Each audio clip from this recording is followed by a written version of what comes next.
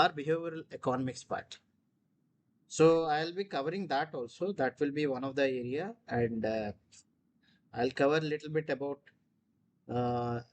general life cycle, product life cycle, and then economic life cycles. These are the basics. Without knowing the basics, you cannot pick up the right stock, right? All the stocks will be in front of you, but again, it all depends on how you pick up the right stock. If you pick up a wrong choice, you will land up into losses. Okay, for that, you need to have theoretical knowledge about economics and also to certain extent how to interpret balance sheets and financial statements. These are the essential knowledge without which I don't think anyone will be doing well when it comes to the falling markets. So now welcome all the guys for this strategy session on strategies when the markets are falling. So to start with, it's all like I'll just put this particular picture. It depicts everything. Poor are poor because they spend everything. Middle class are middle class because they save some money. But the rich are the people who invest money and that investment grows their wealth. Now, again, what is wealth? Wealth is again, many people will ask, what is wealth? Wealth is nothing but the accumulation of some assets which have some value, and that value can be exchanged with that of currency. So this is in nutshell about wealth. If you want to improve or increase your wealth, it's all about your mindset. You need to have a right kind of a mindset and right kind of a strategies. Usually you see five usual kind of strategies which everybody follows, either of these five. Normal people, what do they think is like they apply the Charbaka philosophy in which there is no tomorrow, it's all about today. So they spend whatever they earn, so their savings are safe. Second category of people are those people who spend beyond their capacity and they land up into debt. So in extreme cases, they commit suicide. So the third kind of a people, they are a little, middle class, so-called middle class. They whatever they spend, whatever the incomes after expenditure, whatever left out is what is the savings. This is by far, by large, biggest category. So they don't accumulate wealth. And there are other people who are disciplined, like they define how much I should save. So accordingly, they adjust their expenses, they accumulate some amount of wealth. But the most smartest of all are those people who define what they should invest, where they have to invest, and accordingly they adjust their expenses. And whatever income minus investment is expenses. Only these people will definitely make what is called as wealth. If you see typically, this is what is the pyramid you find. The topmost will be very few, so to speak, and vast majority will have very less or no wealth at all. And whereas there is a perfect correlation between education and your incomes. Higher the education, higher the income. So this is what a cycle of innovations, how the investment cycles and adaptation. See all the technology, whatever the disruptive changes which are brought by the technologies, they all initially start with few innovators. Those innovators, along with the funders or the capitalists, they are the ones who reap the benefits. The moment there is a chasm, it is a phase. Hello, pardon me, somebody said something. Anupam? No, sir. Okay, sir. I am listening, sir. Okay, then please move. Huh?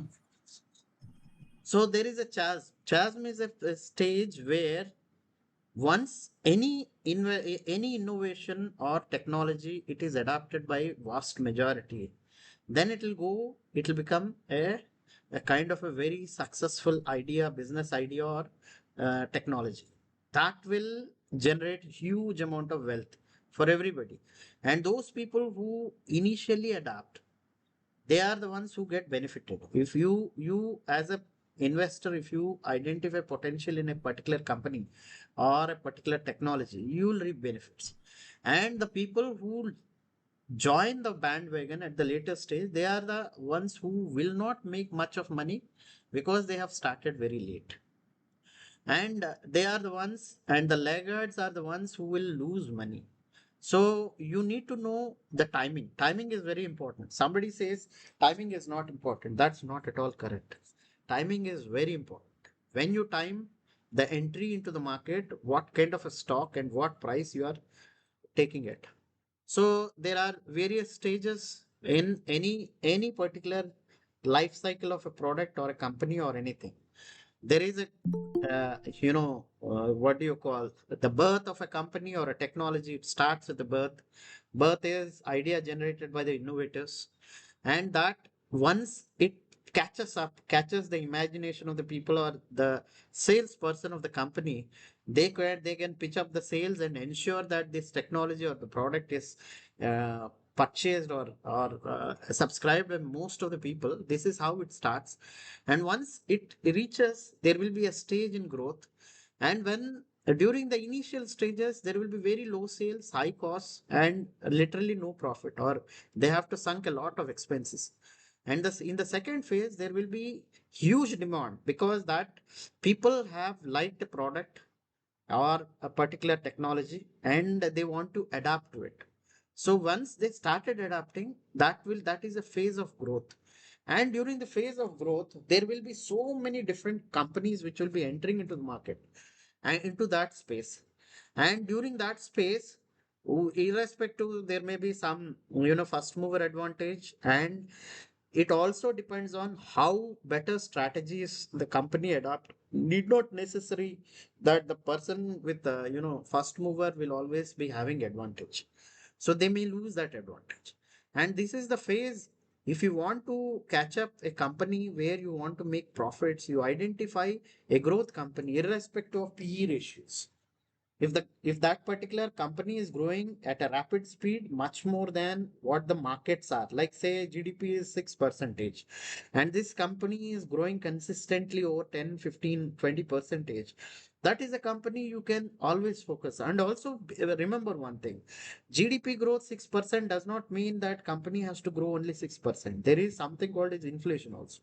You have to add both. GDP, suppose GDP growth is 6% and inflation is say 4 percentage. So you have to look at companies which are growing more than 10 percentage minimum.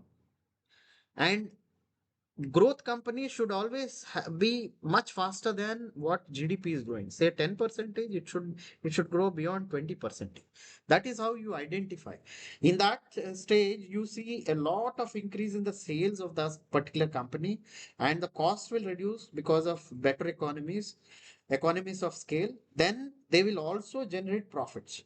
So once it reaches the next stage, that is called as a stage of maturity. Maturity is a stage where the people, the vast majority of the population has taken that particular product or a technology where the people are consuming on a regular basis. So there will be consistent sales.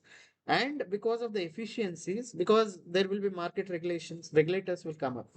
Government will impose certain restrictions on, these companies due to either because of unethical practices or some technologies which are harmful to the people. So there will be a lot of regulation. Once the regulation sets in, very few companies which are of a very high standard, high quality, and a very good management, they are the ones who will consistently generate sales.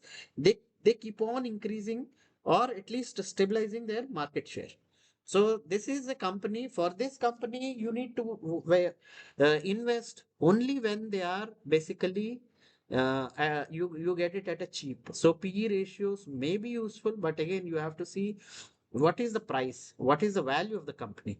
There are different calculations, like we have done in the past, like three models in which constant growth. One is constant growth, then the when there is no growth, and the third is when the growth is very high and later it becomes a constant growth. So we have dealt with those things. Valuation is there is no single formula and no particular valuation is correct. It's all your own mental calculation. Many a times you come up with so many biases, and the formula which is the simplest should always be the one which gives you a fair understanding of actuality. So when you make the formula more and more complicated, you land up, calculating the right kind of a value. So what you do is, usually you very to be fair, you see 52-week high or low. If the company, a good company, is 52-week low, that is the time when you need to enter. And keep entering whenever a company is there. You just any identify the good companies. How to identify good companies, that will be discussed later. And in the last phase, there is a phase called as a decline. If a company or a technology is declining, never invest money into it.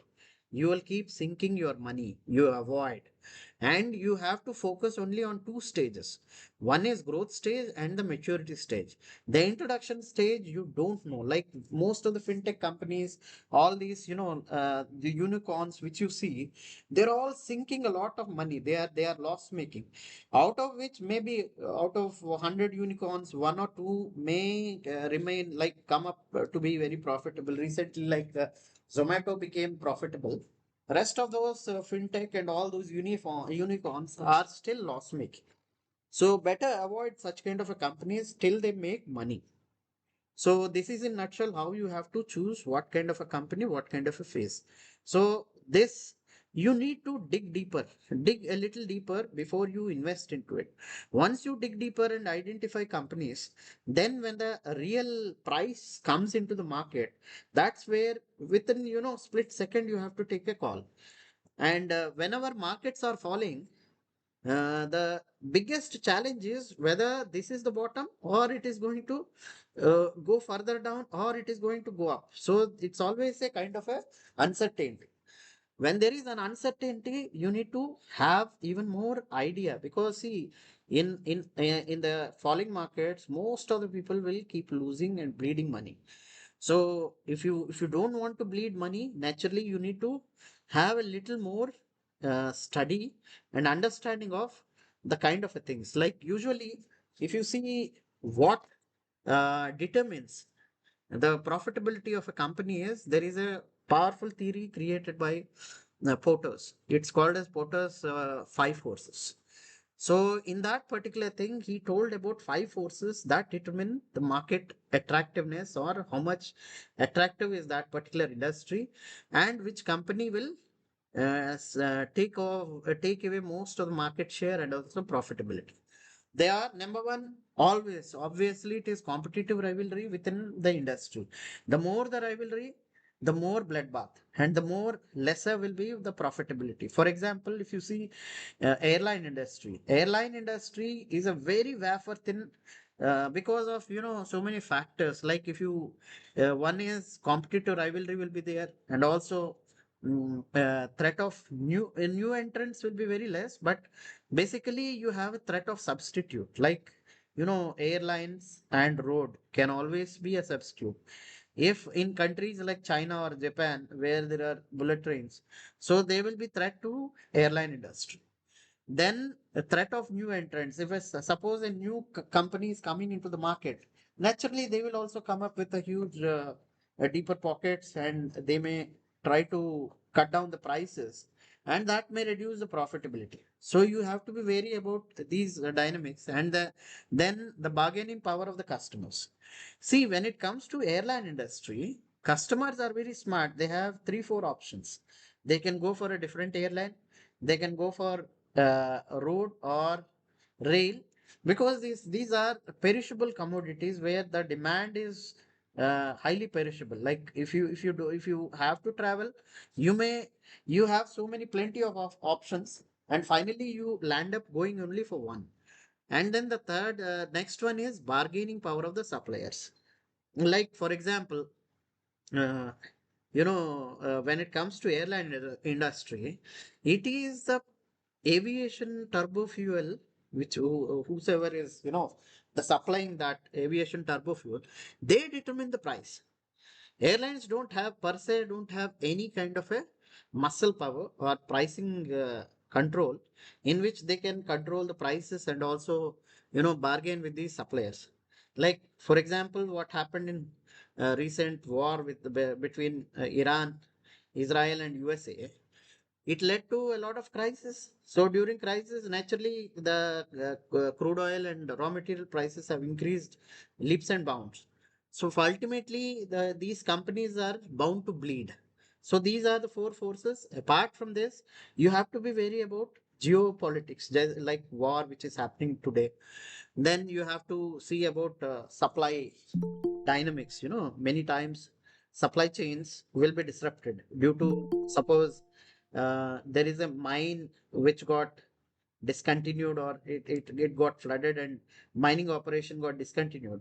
So that particular price of that ore raw material will increase. Due to that, the companies which are using it as a raw material, those companies will have reduced margins. So at times companies may land up into losses also. So and then you have to look into government regulations. What kind of regulations are coming up? Environmental, laws. Then all these things, they also you have to keep a watch on it, and you have to see how much will be the assessment, like what will be the impact of these changes. And normally, see, you need to know when you are investing, you need to understand the concept of risk and return. Risk is uncertainty in terms of your incomes or wealth. How much wealth will it give? If it goes beyond your expectation, you are expecting, say, a 10 percentage increase or improvement in, say you are expecting only 10 percentage appreciation per annum. And if the company is performing, say, 14 percentage, then that's not a risk. And when that 10 percentage got reduced to, say, 6 percentage, that is where the risk is. So you need to understand where from you generate returns. Returns are in two forms. One is increase in the market price, that is called current market price, which is determined by the stock market, secondary markets, whether NSE, BSE, all these things, they determine your uh, price. The other one is, which we often ignore, is the dividend paid by these companies. They come directly into your account, so you don't keep track of it, right? So this is the concept. And then if you see risk return, there is a excellent, you need to understand, the higher the risk, higher the return. So the most riskiest is venture capital funds, where the possibility of you being successful may be 1 or 2 out of 10. So rest will land up into failures. Similarly, equity is also, it will be in between the so-called, the least risk, that is bank deposit. Bank deposit is, or the so-called government bonds, they are the least risk. And everything is in between very high risk to low risk. So the returns also are directly proportional to the risk you take. So when you are entering into equity, equity is one of the highest risk. And in just below that is mutual fund. Mutual fund, obviously, because there is a lot of churn out, like many people want to withdraw, they don't have a control on how much redemptions will be there. That is the reason why they always have some amount of cash with them, so that the redemptions are taken care of. Then comes is corporate bonds, depending on ratings.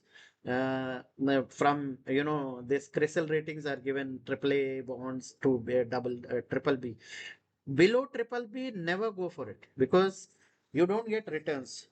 And many a times, totally, you may not get even the principal.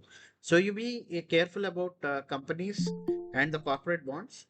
Then comes is public sector bonds. Public sector banks and the companies, they are fairly, uh, you can say, very stable, and they generate decent amount of returns, which may be a little above bank deposit, but okay. So this is in nutshell about the kind of assets which give you returns. And this is a map, it's a kind of a Sir, study which is conducted from 1990 to 2022. It's spanning around 22 years. May not be reflective of the real markets, but yes, it gives you an idea.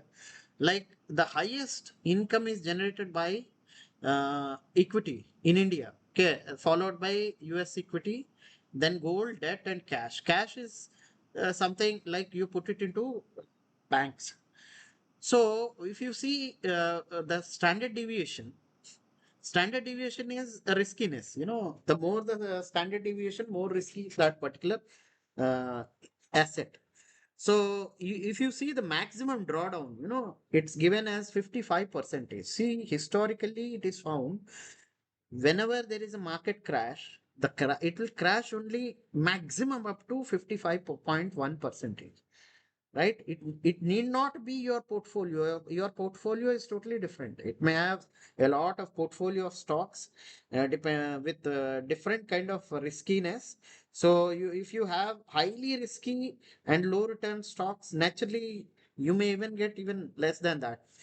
And in the past, yes, I had such kind of an experience when I have taken very small caps, which were highly risky without looking into the fundamentals. So I had to lose somewhere around 13 lakh rupees. So later I realized what went wrong and what are my assumptions, wrong assumptions. I'll keep telling you in the later stage and how you have to avoid that. So this is a nutshell. So if you want to get highest returns, obviously it is equities, whether it is Indian equities or US equities. And Sir, I wanted to ask one question. yeah, Sir, in that graph, risk and return, what should be our ideal percentage of a good investor? Matlab, how much of the there is amount we no have? ideal percentage. There is no ideal percentage. What you need to do is when it comes to the cash, you need money for your emergencies. You define what should be your emergency. Like, say, you are earning, say, 1 lakh rupees. So, whether 5 months cash is enough or 10 months, that is up to you according to your requirement. So, first you define what should be your emergency requirement cash. That is the first fundamental. Like, I fixed it as 20 lakh, right? So, that 20 Hmm. lakh is in PF. I don't touch that. Anything above, I invest into other assets. Okay. Okay, sir. So next thing is equity. When it comes to equity, it is highly risky, and all these assets, they keep changing. See, whenever they are at a very low, you have to purchase. You have to purchase gold when they are low, not when they are high. And whenever it keeps on, and recently till it was, crossing 1 lakh, I purchased some amount of gold. After that, I stopped purchasing because it became uh, it became highly expensive and unsustainable. Those levels are unsustainable. So that is the reason why I didn't go for any gold part. So now it is a very good opportunity to enter into equities. See, this is a kind of a a kind of a graph, tracking Sensex from 1980 to 2023. So what were the average returns it gave? And what was the drawdown? Drawdown means maximum losses, minus 60 compared to the last year. So you find the positives and negatives also. So maximum what you can see is 60 percentage. Can you see here?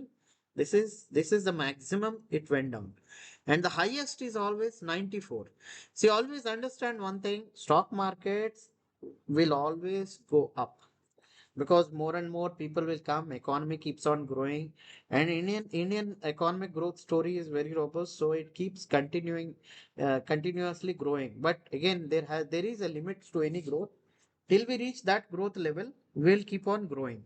So you need to stick on to this, and whenever you get opportunities like what we are seeing today, because of the war in Gulf, that led to a decline in around 15 to 20%. It's a good decline.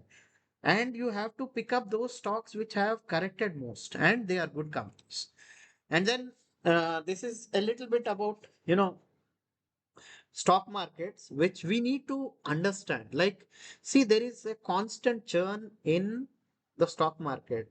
Those companies which are performing well, say yesterday, or yesteryears, may not necessarily perform in future to come. So you need to understand the dynamics. If you think in the past some X company did well, the future is also will be like that, then you are mistaken, because you didn't understand the fundamentals. What those fundamentals, I'll tell you those principles in coming you know this one. So you have to be very wary about it. Every decade there is a churn of 25 to 40 percentage. The new companies will enter the uh, index, and many old companies will keep going out. So I have made one, it, of course I have collected it from Mint. Sometime it published. So it gave all those companies comparison of 26 years. See how these there was a churn within that particular composition of Sensex. So there are many various philosophies. We you have to follow the legends philosophies. Like Warren Buffett, what he says is, it is an investment is knowledge that pays you best interest. You have to invest into knowledge. Where from you generate wealth? Wealth is only when you have understanding about that particular company, the segment, the how it is performing, why the prices are low, why they are they high, low. These all things you'll come to know only when you have the knowledge. So knowledge is very key. Without knowledge, if somebody enters into it, right, they will definitely will have, will definitely they will burn their fingers if they don't have a knowledge. Then second, Warren Buffett is the leading, you can say he is the only guy who consistently in top 10 richest persons in the world since maybe 30, 40, or 50 years. And maybe except for 1 or 2 years, the rest of the time he was always consistently in the list. And he is said to be the guru of investment. He gave many quotes and many principles, very robust principles. If we follow them, definitely we will be making best use of it, and we will be benefited with that. So what he says is, you have to invest in companies which which have business we understand. There are certain businesses which we don't understand at all. Suppose, for example, like if I don't understand what is AI, right? Somebody suddenly told me that, why don't you invest into AI? See, I don't know ins and outs of it. What are the dynamics? What is the revenue model, and how it is influenced? What factors influence its growth or restrict its growth? And are there any competition or the substitute technologies which may, to certain extent, you can say, impact that particular company or the industry? Ultimately, you don't invest into the industry, you invest into a company which is in some industry, right? That industry called, say, AI. So we need to know what is the business model of it. Then you need to also understand whether that particular business model has a favorable long-term economics. See, for example, when Warren Buffett started in Berkshire Hathaway, which happened to be a textile company in 1960s, he put most of his money hiring the best brains in the industry, best of the technology. Finally, that company sunk. Then he realized never to put money into company which has headwinds.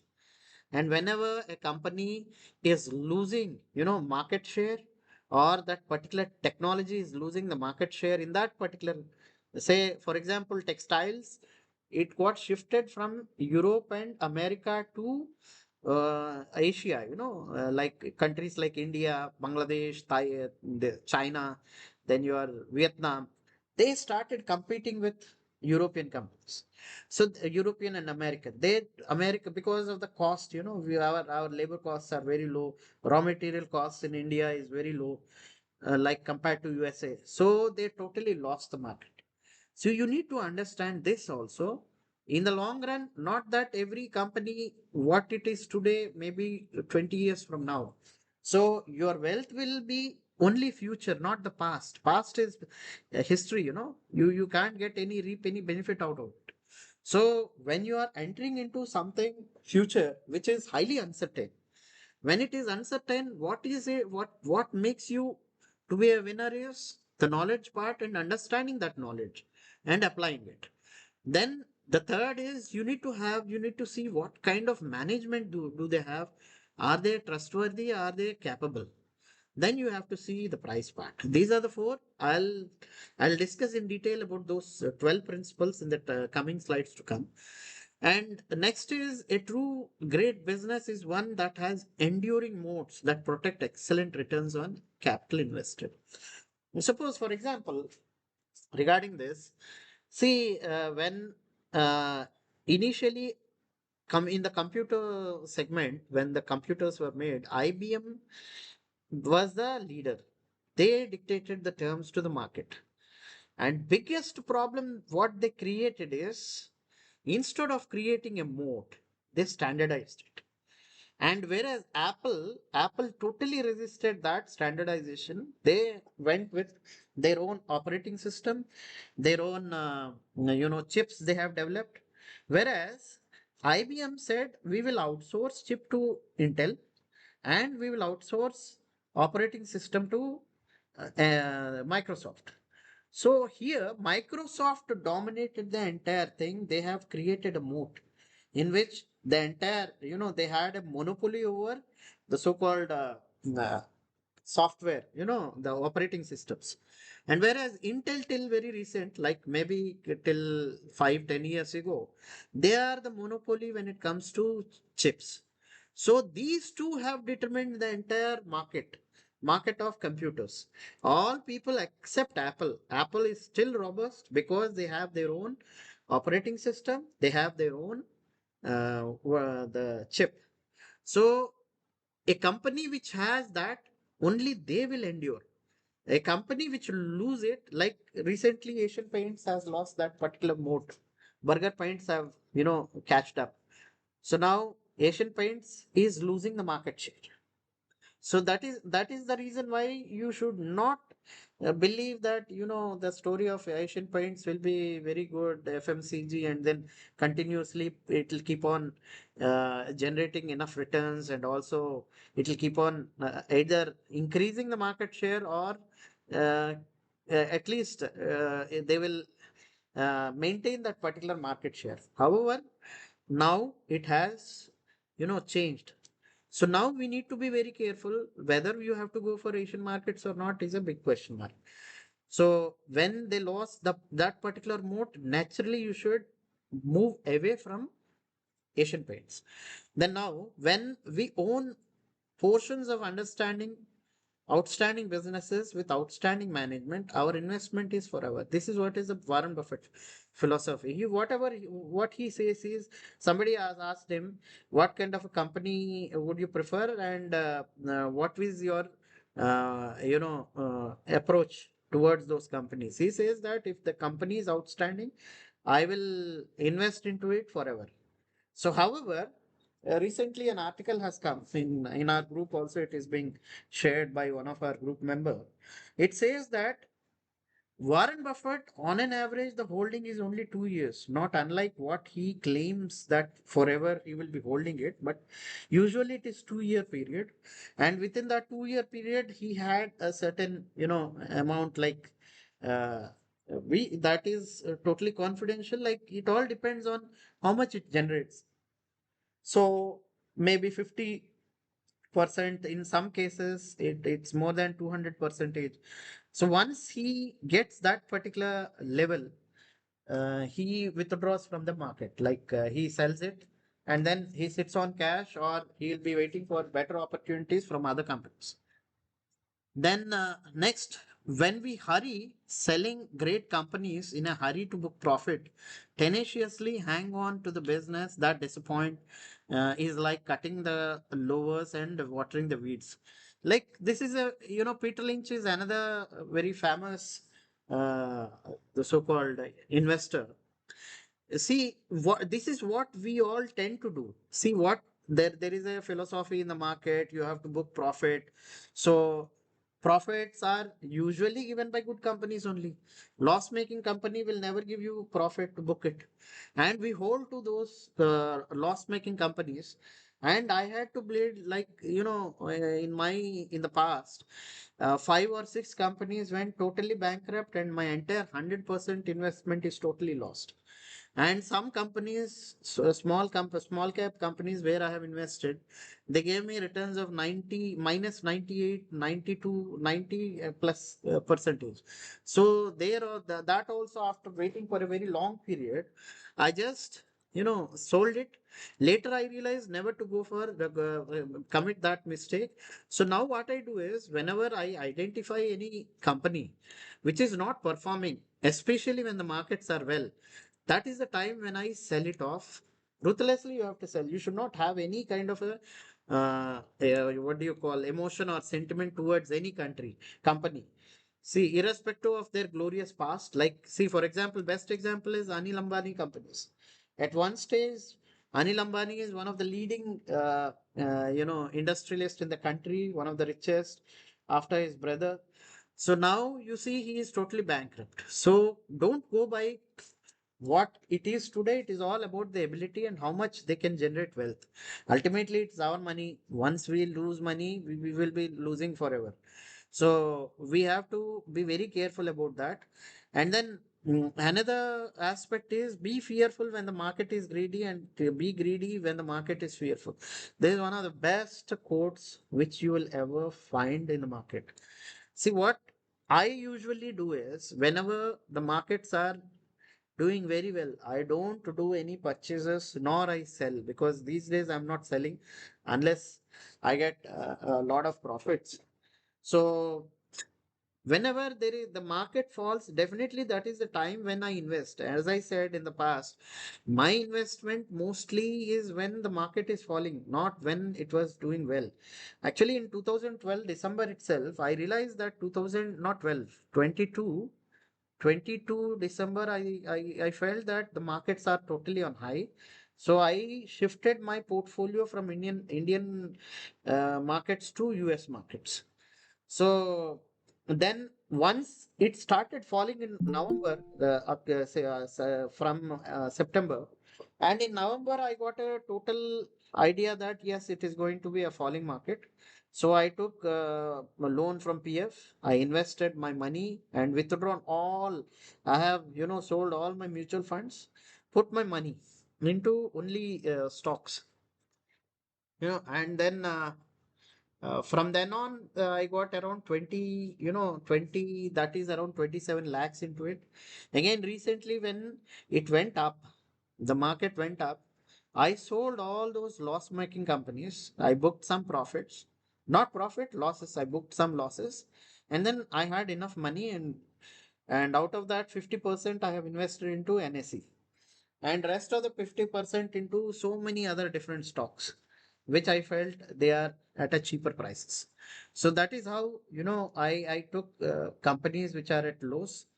So, and again, you need to understand this stages of the bubble, which we all pass through. Without understanding, we enter into the market, then we don't reap. We basically we book losses.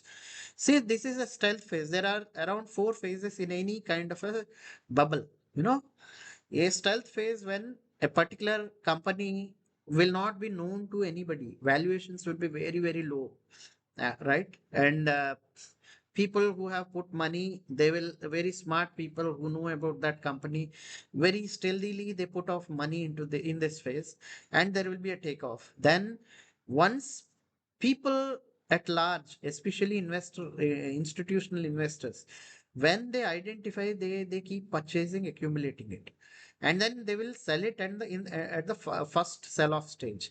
So once it is sold off, then people think, yes, this is the time we have to quit. So there will be a bear trap. Bear trap is nothing but people, the people who are not very conversant about the companies or that particular company, they tend to sell it off. When they sell off, this goes into the hand of the big players. Big players will purchase. The moment they purchase and monopolize, what they do, they generate a media attention. So the media will come to effect because the big players are there. big players, either it may be a paid attention, paid article or whatever. So ultimately, it will reach media attention. Whenever any particular stock gets a media attention, you need to understand you should never put any money into that stock. Understand it. And I never take any company which is given a media attention. And with the media attention, the enthusiasm of general public will increase. The moment the enthusiasm increases, the stock prices keep shooting up. And the more it shoots, the greed will increase. Because of our greed, there is a phase called FOMO, fear of missing out, right? Most people think that we may miss the bus, so they tend to purchase. And there is a phase of delusion. During that phase, we always think that this is going to hit even further record highs. So because of that greed and excess demand, finally it lead to a new paradigm where the smart investors, they all know, yes, we got whatever the money we want to get, immediately they'll sell off. The moment they sell, it will keep falling. After falling, everybody will be, all the people, especially the as I said, the market consists of five people, the crooks, the investors, the speculators, the inexperienced, the fools, right? All these majority of the people are speculators, inexperienced and fools. These are the people who lose money. They constitute around 95 percentage of the population, or 95 percentage of the investor group. So these are the people, they get fooled. They were in the state of denial. Once they were in that state of denial, there will be a stage when smarter among them, they will trap them, and then they rise the prices so that they want to quit that particular company. The moment it started rising, there are, as usual, there are many fools, like they think, yes, it is going to return to normal. It may strike even further high. That will lead to further collapse. Then there will be a fear, capitulation, finally despair. And finally, after despair, that company will come back to its mean. This broken line which you are seeing, that's a mean line. So it will go up to the level, and there will be, if somebody who has purchased at this level at the bottommost, he will be benefited. A person who has purchased here, he will be into perpetual loss. That loss may be very, very high and huge. So this is what the stages of bubble and how the market mechanisms work. If you understand this, this is what you need to apply, because nothing will be clear. It's all about your understanding of things and the dynamics and the prices which you see. And if you see, there are different way of investing into stock markets, like market timers who try to time at a low and then sell at high. This is one. They are the ones who will gain more because they time when low and sell when high. Then there are other philosophies like growth and future earnings potential. And the smart investors, whosoever understand a particular business, like right now the defense is one which is slated to increase further. So it has a future potential and growth. So people who are interested, you have to very carefully invest when these companies fall. Any fall by beyond 20, 30 percentage, you need to fix. There is a wonderful theory by Graham, who is that, Benjamin Graham. What he said is, there is something called as value investing. In value investing, you have to purchase always any kind of a stock at a discount, right?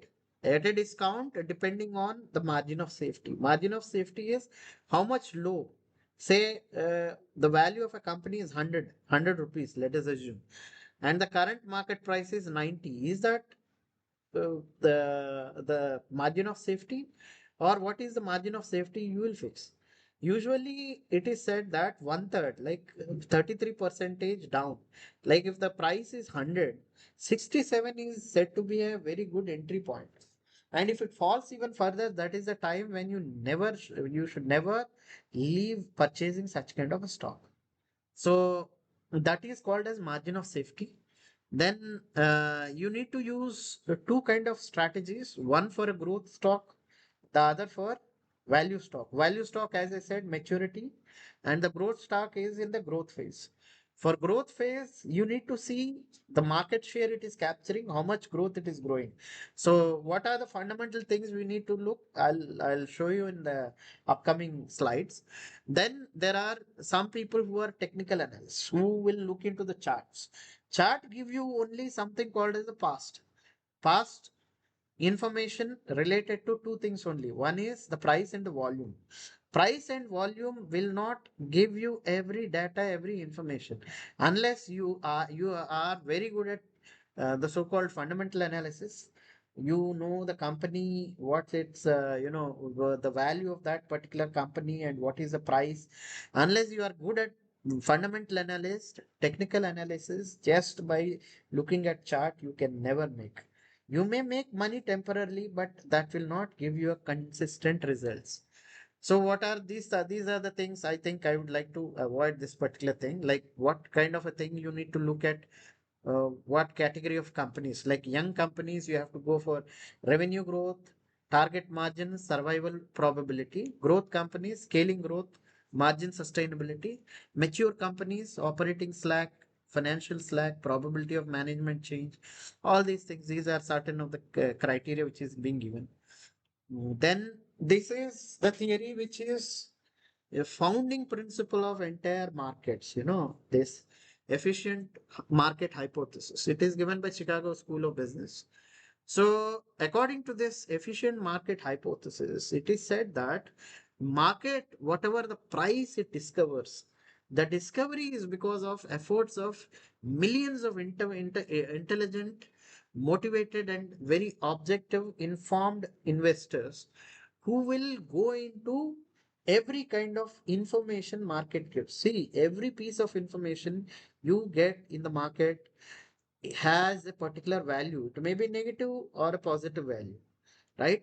So ultimately, because so many people throughout the world are, see, millions of investors, they are trying to invest into it. They better judge and come to a particular level where you cannot beat the market. So they also say if a gorilla is, trained to type, it may type entire Bible consistently, but maybe once, may not be continuously. But however, this is being, totally busted by Warren Buffett many times because he happened to be a contrarian. Understand this. You have to be opposite of what market is doing. If market is going on a fringe buying or binge buying, you should avoid buying it. Rather, you have to sell. If the markets are selling it off, that is the time when you have to keep on accumulating. So if you are not a contrarian, naturally you will never make any money out of it. And these are the 12 principles which are the best principles which you need to apply when it comes to whenever you go for markets. Like these are the principles which are foundational, and you have to uh, diligently follow these principles. As I said, some of this which I already discussed is the business simple and understandable, which I have already discussed a little. If you want, I can repeat it. But see, there is one theory called as a circle of competency, right? That who is that? Fisher. I always forget his first name. He propounded a circle of or zone of competence. Everybody of us, because of our either education or experience or training, we are good at certain area. Like suppose you are a telecommunication engineer. You may be very good, excellent when it comes to telecom sector, then your IT, AI, all these things, you may have a very good idea. But when it comes to pharmaceutical medicine, that is the area where you are not good at it. So you may not even understand the nuances of it. And suddenly, if you are good at telecommunication, IT, all these kind of things, and you enter into say pharma or something fancy like media kind of a thing, you definitely land into losses. So you need to know what is the businesses which you understand, what is that revenue model? What is the pricing model? How much pricing muscle they have? How much how strong are their uh, customers or suppliers? Or what are the how much of substitutes are available? Whether this has a monopoly, and all these kind of a things you have to question and identify and find out in that particular industry. And also mind it that you always should always be following the industry trends diligently. What is today, like IT in the past is totally different, IT after AI is totally different. So once the AI came, many people make a mistake that now the IT is getting corrected, this is the right time to enter. And as I said, Berkshire Hathaway, the textile company, which of Warren Buffett, the way it lost its so-called sheen, despite putting a lot of money, putting the best of the best minds, it could not survive. So the same fate may be there of IT, and you be very, very, very careful entering into it. Better avoid that segment till everything is clear. That clarity will come after 2, 3 years once the AI is full-fledged. So till then, don't at all invest into such kind of industries. Then you need to know whether the business has a consistent operating record. See, most often what we fail to do is we go by recency bias. We tend to see some news article, some of our friend, someone gave a tip. We tend to believe it because of we tend to either out of over enthusiasm or over optimism. This is again a bias. Over optimism is again a bias. Because of over optimism, we tend to think that yes, it may grow up, it may grow so big and mighty, and then I may become very rich. That mistake. You never do it. You need to go to a particular companies record, past records. You dig deeper, see last 10, 20 years or since the beginning, how it was growing. Whether it is growing consistently, whether there is a drop, whether that company got what do you call, uh, discontinued its operations and restarted. Always remember, we always tend to believe in turnaround stories. Turnaround stories are something, it's a myth. Don't go for that. Turnaround will never happen. Okay, they may break even. Break even is different from turnaround. Initially, when it is in the beginning phase of growth, it may break even and then later come into profits. That is different from turnaround, in which a company totally went into losses and then coming back, just similar to Berkshire Hathaway. So better avoid such kind of stories and don't trust it. Even if that comes in the newspaper, don't never ever invest into such kind of a companies. Number three is, does the business have favorable long-term prospects? This I think I have discussed in the past. So you are investing into future for say 10 years, 20 years from now, right? When you are investing 10 or 20 years from now, what is important is you need to know whether the investment you put today will remain after 20 years also. The company will be performing better. It will be sustaining. For that, you need to understand the dynamics and economics of that particular, as I said, life cycle of the company, technology, industry. These are the things which you need to delve into, understand, study, and then finally you take a call whether for next 10 years it will survive or not. If it survives, go for it. If it don't, never go into such kind of a business. Number four, these are management principles. This is related to is the management rationale. So people will question what is the meaning of rationality. Rationality is nothing but taking informed decisions. So when you are taking informed decisions, you are applying logic, reasoning, and you question everything. There are five or six, what, when, where, which, why, how. Once you keep questioning, and if that particular investment or the company or the management or their principles are ticking up, like everything is positive and perfect, then they are taking something called as a rational decision. And also, decision should be backed by information, not by emotions. Many times you see managers becoming very sentimental about a particular company, particular segment, particular area, particular plant. So that emotions will never work. Business is different, emotions are different. Emotions should be set aside, and you have to focus only on to the informed decisions. And we need to see the pattern. See, most often why many people fail is, given the same amount of data, they fail to check, see, understand the patterns. The patterns will not be visible. You need to have better understanding, better logic, and only when we try to connect the dots, you tend to understand whether, yes, this particular, will work, will not work. So that is with very few people, so to speak. So those people who are having that ability, they are the ones who are highly successful as managers. And then if the such kind of managers are there, definitely you can bet on them. See, this Philip Fisher, what he says is, he says, if you want to have a great company, you need two kind of things.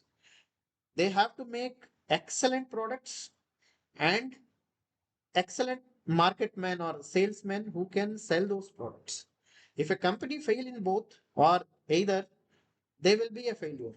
For example, Japanese are very excellent, they are robust in technology, same as with Germany. But their salesmen are very poor at sales.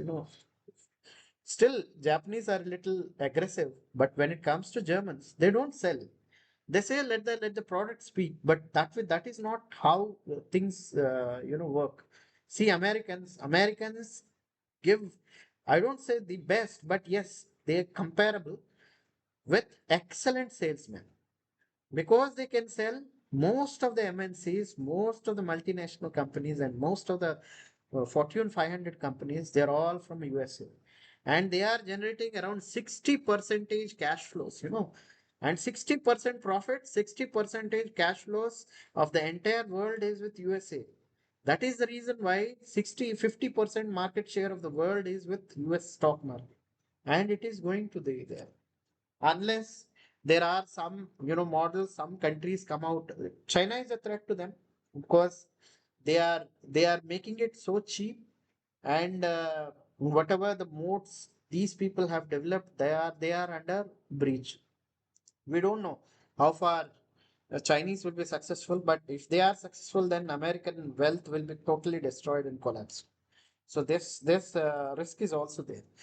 Then now, when it comes to the fifth principle, is the management candid with shareholders. Candidness means how far they are truthful, frank, uh, regarding whatever. See, if they commit mistake, they have to admit, and they cannot keep lying to the public. See, that is what happened with the so-called Enron. They started even Satyam also. They started cooking up balance sheets and all those stuff, and then telling lies. So that lies finally led to the collapse of these companies. So you have to be very, very careful with the people or managers who keep lying to the public. Any liar should never be tolerated, because it's your money. If you lose, if you trust the liars, naturally your money will be lost. And I don't think anybody among us would like to lose our money. So you have to be very careful with such kind of managers. Then, sixth principle is, does the management resist institutional imperative? Suppose this year a particular company has done exceedingly well. They had surplus cash. But however, this is not sustainable. But out of over enthusiasm or having too much of cash, they wanted to, the managers will have a kind of, they may make some emotional decision making or irrational decision making, whereby they will put into some kind of a fancy thing. For example, United Breweries, Kingfisher, right? Vijay Malia, had he not entered into Kingfisher Airlines, he would have been better off. He wanted to go into glamour because the glamour associated with the airlines, all those stuff, and he wanted to give something best in the entire market. So, however, he entered into a wrong segment because he was very sentimental about the market, how you want to, deliver the services without taking into account the financial aspects and industry attractiveness. So finally, he failed because of this particular foolish decision which he has taken. So that temptation should be avoided by the managers, and you have to be very careful when you see come across companies which are going into totally different, you know, you can say diversification, especially instead of vertical integration, totally into a different horizontally, they are expanding into some other areas. So that is where you need to be very, very careful whether that company has moats in that. Are they, how are their competitors? Whether these people can compete and then take over that particular market share. So you have to think about all these things and what kind of uh, core competencies this company have and what kind of a rare resources these companies have. Are they having any resources which only these people have access to, rest don't have? Are they having something only these people can produce, rest don't? Like Microsoft is a monopoly when it comes to operating system. No no model except for Apple Macintosh, nothing could compete with it.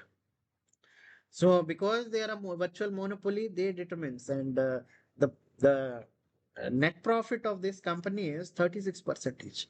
When it comes to Nvidia, it is 58, sorry, 48 percentage. So they have created moats. Whether these moats are sustainable, because they created monopolies. When there are monopolies, they can determine the price. Are they sustainable? This is the question we need to always put.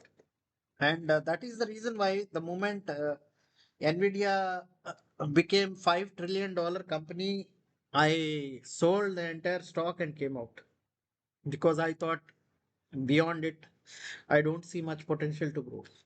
So next, six principles are, they are covering one value concept and finance. These are purely related to finance and economics. And what is the return on equity? When it comes to American companies, it is return on equity. When it comes to Indian companies, you can also take ROCE, return over capital employed. And for that, what we need to do is we have to see what is the average ROE of this particular of that particular industry, and whether the company is performing, how the company, any company above average ROE is okay as long as they are generating decent returns. And don't expect companies should always be, outperforming their entire peers. That is not possible. It is unsustainable. Above average is fine. So identify companies which are performing, giving you above average ROE and ROCE. So to speak, to have a rule of thumb, this is heuristics only, not exactly the same. You cannot apply exactly the same, except for banking, financial, insurance, and financial services segment. ROCE should cross 15 percentage. Uh, any company less than that, that means they are not adequately compensating, giving you returns as a company in Indian perspective. Like, see, why 15 percentage? Why 15 percentage is a company, as I said, our GDP is 6 percentage plus you say add 4, even 6 percentage as a inflation. So 12 percentage it has to grow. Any company growing less than 12 percentage is not growing as per GDP and also as per the inflation. So any company, even if you take, see, because this GDP and the so-called inflation is variable, it keeps varying. So you can fix it at around 10 percentage. Any company which don't grow more than 10 percentage, that you should avoid. Don't go for such companies. They will not generate wealth to you. There will be very few companies. There is an ABC analysis made. It is found 0.1 or 0.2 percentage of entire Indian stock market are having companies which generate consistently 20 percentage growth rate, and companies which give you about 10 percentage will be around 2 to 3 percentage in the entire stock market. Stock market may have around 7,000 companies, while daily trading may be of 3,000 or 4,000 companies. But you have to understand, if you want to make money, we will make money only from those companies which are within that narrow band. Maybe maximum 500 companies, top 500. Even that 500 is also not, maybe around uh, top 200, but there may be diamonds within in the dust, for that you need to scan even further. So number 8 principle is, what are the company's owners earnings? Owners earnings is nothing but the surpluses which they generate after paying for interest. Okay, once the interest is given, the free cash flows should be there. Those free cash flows are basically dividend, which which is again we tend to show it as a loss, but you have to add dividend to, sorry, not dividend, depreciation. Depreciation is basically a charge, but however it is a surplus. The surplus which is generated is uh, uh, for the accounting purpose or for the purpose of taxation. It is basically you tend to uh, what do you call, reduce it from your earnings. So that particular uh, thing also should be added, and you have to remove whatever the value, like once a company has decided to give a dividend, that means that is a cash outgo, right? Of course you can add it because it is again owner's income. So whatever the surplus is generated, this is what you need to see whether the company is really generating any surplus or it's not generating. And what are the profit margins? Profit may be accounting profit. Many a times they may not even generate any profit because they have a lot of sales, and the companies are having a lot of credit sale. And also there are debtors, what is that, in what do you call, I forgot that particular name. So turnover, that turnover time, if you don't if the company that time is increasing, naturally the company is not performing well, they are not generating enough cash. What they are showing is a book profit, whereas they are taking a lot of time to collect that particular whatever receivables, accounts receivables. So you have to be wary about those kind of companies, and these things give you some kind of a, it's a red flag, whenever you find company doing a lot of credit sale, then you should be very careful about their assessment. And then next is, uh, has the company created at least $1 of market value for every dollar retained? Like for example, see a company, if a company is investing, say it has a surplus of 100 crores and it invested 100 crore. Is it making profit? Is it getting a return of at least 1 rupee over what they have invested? If they don't, that means they are taking more and more loans, and more loans will finally lead to that company taking more debt. Debt will always lead to a lot of cash outgo will be, and the liability is fixed. They have to constantly, even though they may increase the sales whatever, but ultimately their liability towards financial costs also will increase, and that may reduce profitability in the long run. So you have to be very wary about this principle also. The final two principles are, what is the value of the company? Value is different and the price you pay is different. Value of the company is based on the how much cash flows it will generate in the future to come. And those cash flows are to be discounted. Say usual technique which you use is discounted cash flow technique. There are three, four formulas which I discussed in detail in my previous session. So that you can take into consideration. Then Finally, what can it be purchased at a significant discount to its value? This is what we discussed when it comes to margin of safety. See, what is the discount at which you will be entering? As I said, it is 33 percentage to the value, but value again is a kind of subjective calculations. It all depends on how you look at things, what is the discount ratio you put. The figures may be same. You may take the cash it generated this year, but whether it is sustainable in the long run, whether it will be continuously generating that. What if it won't generate that much, or it generates more than that? If it generate more cash than what it is today, that's fine. But in future, it's highly uncertain. How can you guarantee a cash flow? It's very difficult.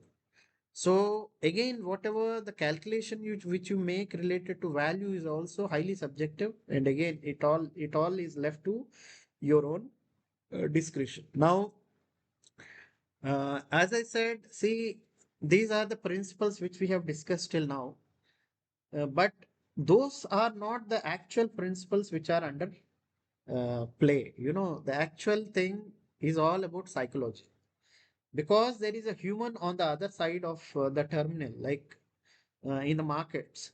So humans behave very irrationally, and if you don't understand the human behavior part of it, naturally you will fall into trouble. Because if you understand their behavior very well, you can always take a right kind of a decisions. And if you also fall into the trap, the irrationality which the players are playing, naturally you lose money. So you have to understand the psychological aspect of it, and don't take any emotional decisions. Always remember, when it comes to markets, don't become emotional. Emotions are your number one enemy. If anybody is there who is killing you, many people are saying, I'm bleeding, I'm getting so much of this one, I'm not getting profits. So it's nobody else, it is you who is held responsible, because you are behaving in irrational way, picking up when you should not pick up. And you, what are those things? I'll tell you one by one. See, there are two major, you can say, sentiments which will determine the entire market. Those two sentiments are greed and fear. It is the interplay of these two that dictates the market. During bull run, it is the greed which tend to make it go up. During bear markets, it is the fear. So ultimately, it is the interplay. And as long as you are playing to the markets, and if you start from where they started, it's okay. But if you started at a later stage when the prices are peak, then naturally that is where you make a lot of money. You sorry, you lose a lot of money out of it. So be very careful about these two factors. These two factors you have to see dispassionately. You see what is generating. And I have shown, I think in the past also, how to look into that. There is one market sentiment factor, greed factor and fear factor. You go and see. Green means very dark green means extreme fear. Dark red means extreme greed. So your buying should start only when it is extreme green, or sorry, dark green, or the so-called what do you call, extreme fear. Extreme fear is the time when you need to be active as an investor. Extreme greed is a time when you should avoid, or rather you have to sell. If you can sell at that point. And if you have to buy, you have to buy at extreme greed point. Sorry, extreme fear point. So this you need to follow it. Anybody have any doubts you would like to ask? See, markets are bottomless pit, okay, but it cannot fall beyond 50% is what historically is seen. The worst fall is 50%. It cannot go below that. Right now, we are around 15% from the peaks. Okay. Can we 15 to start 16. buying around 20%? 15 to 16. It all depends. See, as I said, markets are interplay of cash flows. How much cash will come into the market? How much is going out of the market? And Yes. uh, in the entire world, or maybe 70 to 80 percentage of investors are from USA.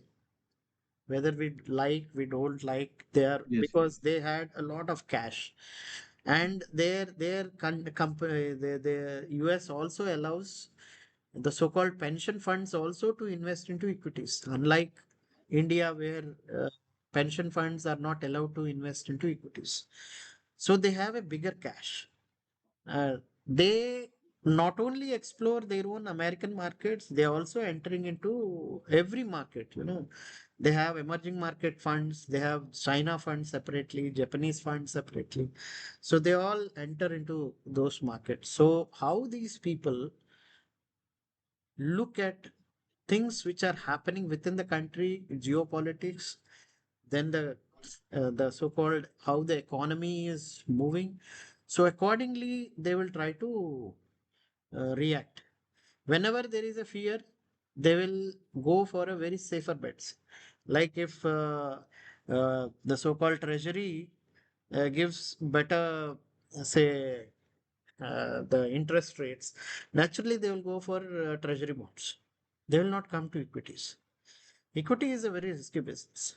And they also go into those countries where they are expecting more money out of it.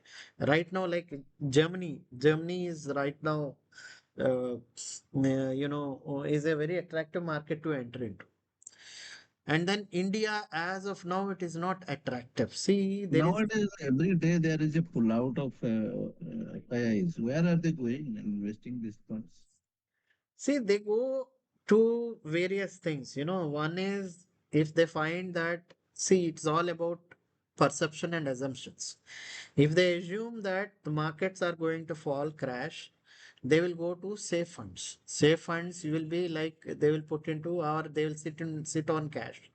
They will not do anything, simply park the cash into some fund which will give some returns, or they will go for some bonds, or they may go for some attractive markets. As I said, Germany as of now, but again, it all depends on what kind of a company they are investing, what future they see. They apply these principles which we have discussed till now. So accordingly, they will finalize it, right? So where they are going, naturally they will come out to India after. See, right now our Warren Buffett indicator is somewhere around 100. I think you all know what is Warren Buffett indicator, right? If you don't know, I'll tell you. It is nothing but the market capitalization of a country divided by its GDP. Okay. The average of India is somewhere around 85 percentage. And currently it is around 100 percentage. If it fall below 85, 85 doesn't mean that the moment it goes to 85 percentage, they will immediately pump in money. From that, it has to go a little down. In 2020, when there was a COVID, it fell down to 50 or 55 percentage, somewhere in between those two.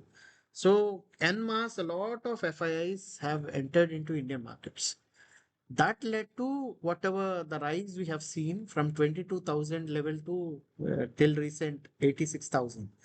So that is the growth story, or whatever the story of Indian stocks. So now they felt recently, I think Nomura have declared India as overweight, right? So that Yes. means you can expect further slide, further fall. So you be ready for that, and get ready with your money also. Acha, after this psychology part, I will cover what you have to look at, the practical parts. Okay, how you have to look, that also I'll cover very shortly. So should we start? Yes, sir. Yeah. Any other doubts? No, sir. Please continue.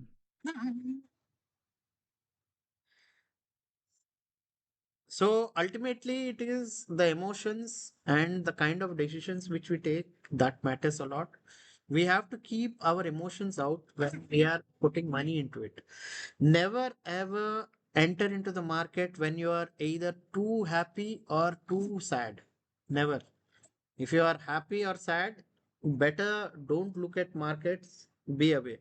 Because our emotions cloud our cognitive ability. And also, whenever, try not to tend to become too emotional about any particular thing. Every information should be dispassionately studied. Okay, somebody says, see, when I'll tell you one example, like when when there was a fall of 20 percentage because of some gas price regulation, Mahanagar Gas Limited and Indraprastha Gas, they both fell 20 percentage in a single day. Okay, immediately I put money into those two companies because 20 percentage is, see, whenever there is one bias called as the pessimistic bias or negative bias. Okay, whenever we tend to see any negative news, it will have twice the impact than a positive news. So whenever there is a negative news that comes into the market, that is the time when you need to immediately pump in money, not the positive news. Positive news, people will only react only 50 percentage of what to the negative news. So negative news It is will give not you. happening always, sir. Like India Energy Exchange, Hmm. that is not recovering yet. No, I didn't. I didn't put money initially. I put later.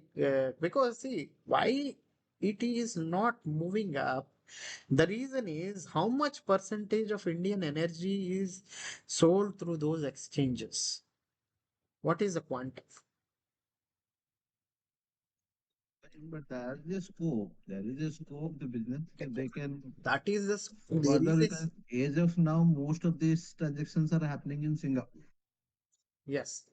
See And here here since right. these oil companies they are targeting to shift here, but I think this exchange is not doing their proper investors briefing and all, so it's not going up. This energy exchange is catering to a very specific and narrow market, right? Yes. Whenever we invest into anything, never go for a niche segment or niche companies. Go always into a company like instead of IEX, better invest into NSE or BSE. They will be there. Irrespective whether we are there or not, it will continue. It was there in the past for last 150, 160 years. It will keep continuing. And with increase in time, the reach, the amount of money put into those these exchanges will increase. But can you say the same with IEX?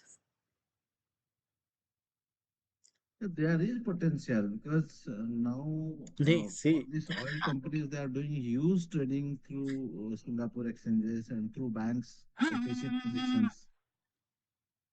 But nee, actually, what is there the is no proper potential? marketing. What is the potential? The exchanges can hold the trades. No, exchanges are not doing this trade. That is why the energy transactions are happening over OTC through banks. Hmm, They are doing between two agreed partners hmm. directly. Unless there is a regulation by the government, why will these companies go through IEX? Correct. There some when be some when it when it push when factor it there. comes to, when it comes to we purchasing any stock, we have to go through only stock exchange, Yeah. right? Mm. So that is one part. Whether why will government do that? As long as energy players or companies they are happy, why should they? Unless government thinks that they have to also make some money out of these transactions, right? Yes. Chalo, let us start this. Okay, Yes. there are two kind of people. One is investor and a speculator. Investor is basically he is calm, patient, and rational, and he is a very long term player, like a test player. Like, you can take example Rahul Dravid type, right? He will consistently play calm, don't get agitated, or you know play a loose shots. And speculators are somebody like, you can say, who is that, Surya Kumar Yadav of the recent, very anxious, impatient. He will, keep hitting here and there from the ball one. He will just, keep attacking. And if you see their uh, averages, you find a hell a lot of difference, right? So the same thing is with speculators. Speculators may be excellent, they may have a very high IQ and very good ability when it comes to mathematics, finance, or accounting. But ultimately, because they can't control their own emotions, they tend to commit mistakes, right? They commit mistake because of biases or irrationalities, which we will be discussing shortly. So we need to avoid those biases because they are all in play when you are in negative markets. In the bear markets, it's all the sentiments. Sentiments hurt you more than anything. So you have to be very calm. In any case, patient. You have to wait for your turn to come, right opportunity to strike, right? Don't keep putting. And I'll tell you about my heuristics, how I generally invest into. See, generally, I don't look at one thing I'll suggest all of you. I think if you follow very diligently, you will be benefited. What you should do is there is some everybody go for some app or the other, like money control and all, right? We all follow some or the other app. In that, you find the top gainers and top losers, right? I don't look at green part. That is totally blurred. I will never enter into any company which is today trading at a very high.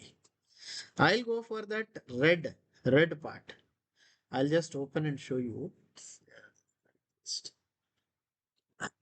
I'll go through. I'll take you to a website like say moneycontrol.com. I'll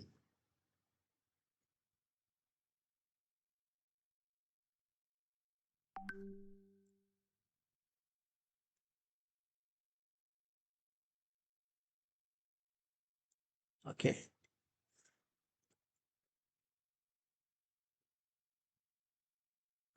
So remember this, you follow it diligently, then you'll definitely be benefited. What you should do is you have to go only for negatives, like how much maximum losses a company is incurring, right? Only go for that. I think it's taking a lot of time. So you go for the only loss part, see whichever are the top losers. Among the losers, don't go for every loser. You identify good companies, only the companies which they are good. And for that, you need to be very, very careful. See, a Nifty 500 I have taken. Like you find Acuitas Chem is one.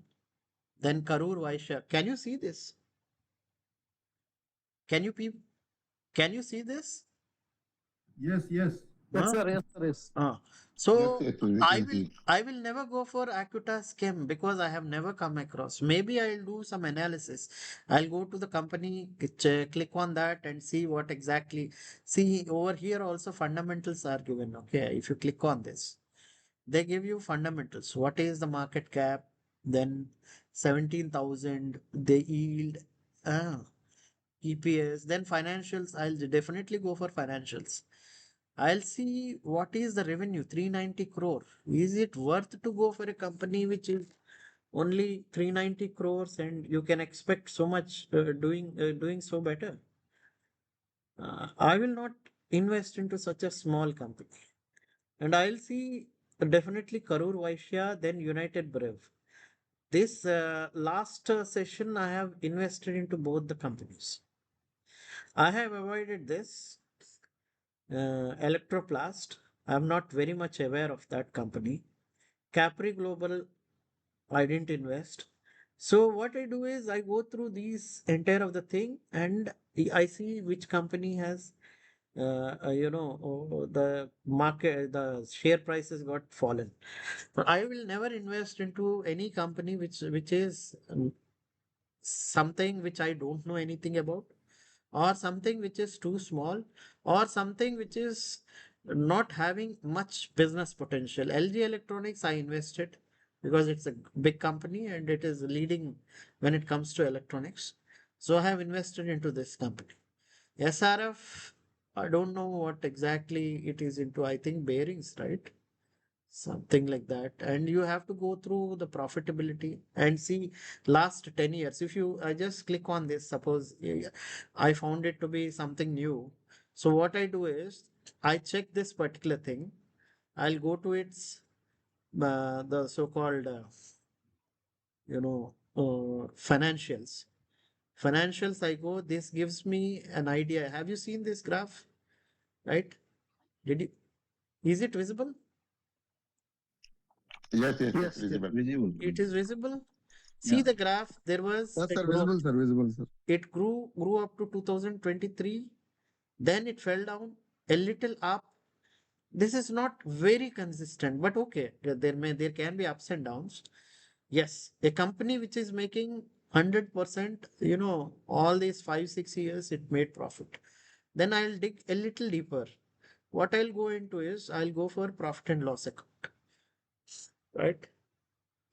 So once this profit and loss account has come, what is important is the consistency part, right? See, in how consistent is this particular profit is. Like, see here, this is the profit, right? Can you see? Yes.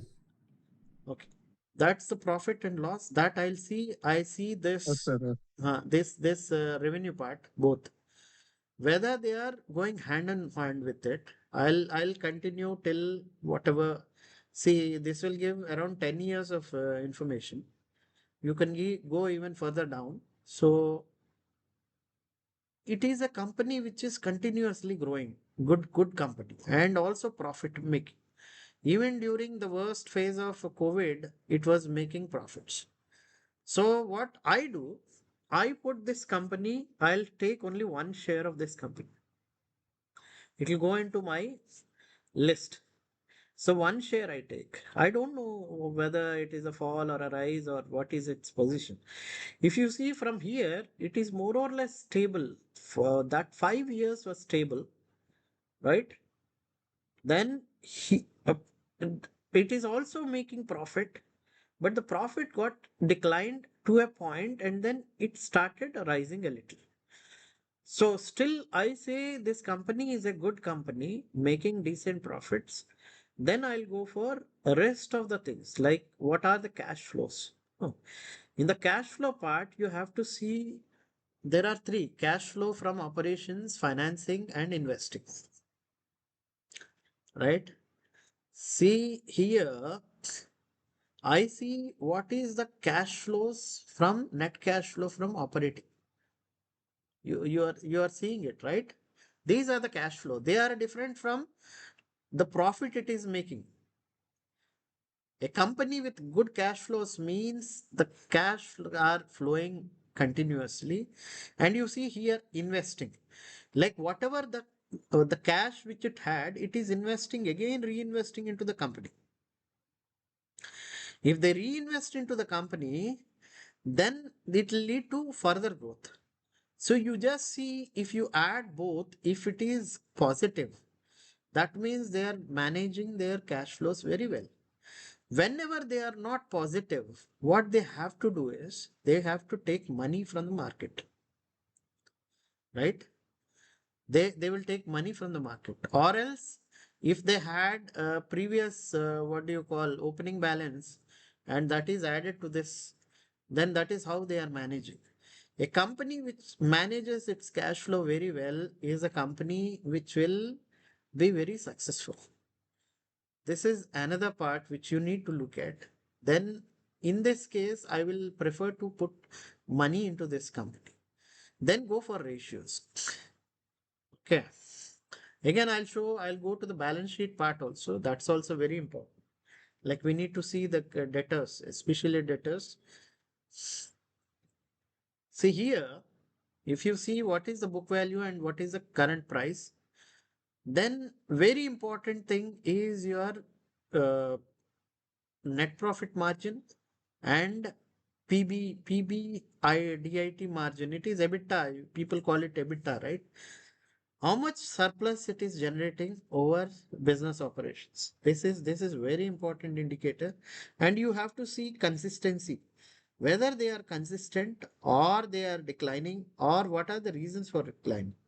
This is what, see, now there is a slight decline in this year, whether this is cyclical decline or structural decline. If it is a structural, that means it is facing a lot of competition or losing the market share. So this one, once you know all these things, then you have to see current ratio. What is the current ratio is nothing but how much current liability, a current asset divided by current liability. It means the assets they generate, is it enough to compensate for the liabilities? So the anything above one is said to be good. There is another ratio which is quick ratio. If you take away the so-called inventory from the ratio, this current ratio, it will give rise to quick ratio. So these ratios, then inventory turnover ratio is nothing but how much, uh, I forgot that particular ratio anyway. This also give you some indication. Then dividend payout ratio, how much dividend is being paid by this company to its shareholders. And out of it, cash portion, how much of cash portion, this is cash portion, then this is net profit. Out of net profit, how much they are giving, and how much cash portion. Then whatever the earnings they are retaining, how much they are retaining towards the company. These are the things which you need to take into consideration. Then here it gives you enterprise value, right? Enterprise value is nothing but what is the value of that particular company, and you just have to compare it with the market capitalization. And anyway, it is on that particular past date. It's not a current date. It's not current. So current is like you need to keep on calculating. So based on that particular date, if it is 90,000, you see what is its market cap today? 90,000 crore. So SRF, if will go for, I'll just show you here this in this, yeah. So here you go to,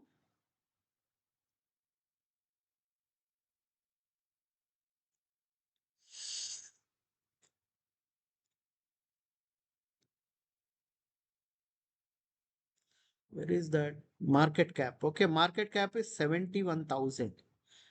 I think you could see it, 71,000. And as per the book balance, as on 31st March 2025, its value is 90,000 crores. That means now it is at a discount. So you can purchase this company, right? That is based on the calculation as on that date. And if you want to apply, if you have any formulas to apply to calculate this market valuation, you can do that also. As such, yes, you can go for purchasing this particular stock. And also you can use one more thing, one more very important indicator which I usually use, RSI. RSI is a very simplest tool which you can diligently use. Make this as a default. See, there are two bands and broken lines, right? This is on the top, it is at 70 and bottom at 30. And it is between 100 to 0 to 100. So whenever it falls below 30, that means this is the time to enter into or purchase this particular stock. And once it goes above this particular mark, 70 mark, that means it is already overvalued. It's time to sell. So this is since we are more interested in buying, you should always enter at this level. You saw this level. This is the time 21st January when the market price of that particular company is 2,600. So it was a good time to invest. And now also it is low compared to the past. So you can go and purchase this stock. This is how you need to make a little more analysis and then see what is the trend, what kind of this thing. And one more thing I suggest you. I think you all should do that. You have to go to their company website. Go to the website, right? In the website, go for investors. There is investor here. You go to the investors.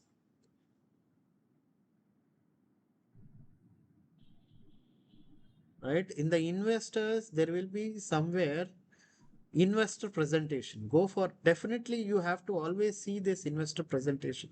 It gives a glimpse of what the company is. So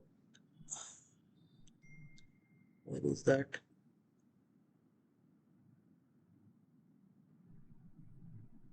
Okay, now you got into this. So you just go through this, open this presentation. See, from here it is very important. Table of contents they have given, outlook also they gave. They gave a snapshot of the company. It is exporting in 100 plus countries. So it has a global market, not restricted to just the Indian markets. So they have a revenue of around 14,000 crores with a global workforce of 9,000 with 16 manufacturing facilities, say 5 countries in operation. And then EBITDA is 2,970 good, PAT 1,251, chemicals 51. The portfolio of this company has 45% chemicals, then 38% into performance film and foil and textile and others. So then you go through these things. What are the areas where they have invested into? Like they will give you refrigerants, industrial, all these things.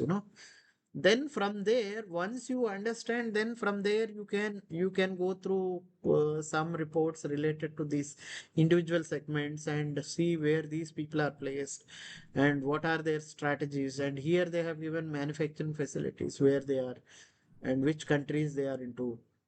Here they talked about market leadership across businesses. In specialty chemicals, they said they established relationship with marquee customers and then strong technological capabilities, pilot to commercial, creating value through operational. These are all okay. These they put a lot of jargons. You need to go through their uh, industry strategies part also. Then you see what they have given about growth levers, how they are trying to build growth. You get some idea about these things, and then you go through these figures which they gave of the past, present, and what is the growth. And see here, interest charges have got reduced. That means they are decreasing their interest liability. So it's a very good trend. Then if you see their growth is 6.3% year over year. Then 39% growth in EBITDA. Whether it is sustainable, it is a question mark again. You need to look into. Depreciation is this, which is a free cash, which will be with the company to reinvest. Then interest rates are not very high, so it's decent. Then ECF gain loss, I just need to see what exactly is that. Then profit before tax and after tax, they are pretty decent. Like there is a huge growth. Whether this growth is sustainable is again a question mark. So this gave a snapshot of last 10 years how this company has performed, and this gives a fair idea. And best part about it is their debt is getting reduced. See, this is a very good indicator.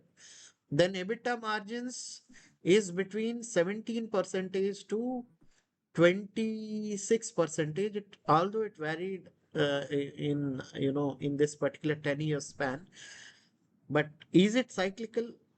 We need to just, or that is where we need to make a call. Then PAT also is somewhere between 8.38 percentage to around 14 percentage, 15.19 percentage. I think that it is a little cyclical in nature. Then you need to see whether net debt to EBITDA, what is it like? It's falling, so it's a good trend. Then asset turnover is fairly stable, more or less the same. Debtors turnover, this is what is very, very important. So it has fallen down. That means it has improved its efficiencies. It's collecting more. Matlab the debtors turnover cycle is reduced. That is a very, very good trend. So the company is doing well. So you can definitely go for it. So like this, you have to go through all these things. They give you a very greater details of about the company, and with this only you tend to make a opinion. So what I used to do is I used to make one I'll show you how I make, because it all require a lot of data to be crunched and analysis to be made. Without data, you can do nothing. I'll show you how I used to make it, and I'll also show, see, every day I make a comparison, something called as, uh, uh, you know, I'll show, wait a minute.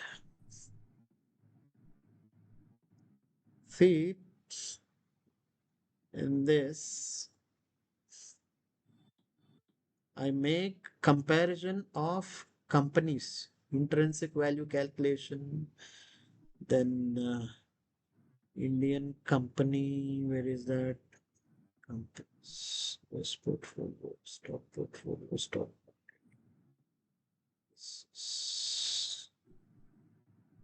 where is that? Set performance together. Stock analysis, right?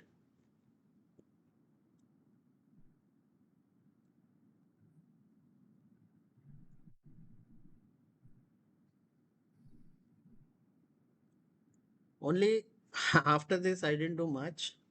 See here, is it visible to you? Can you see this?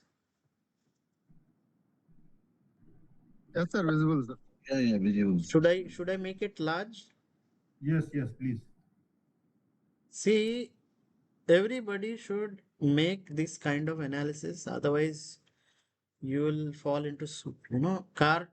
This is a company name, carborundum. It's into abrasives. And I have only chosen these two companies, Grindwell Noto and Carborundum, because they are duopoly.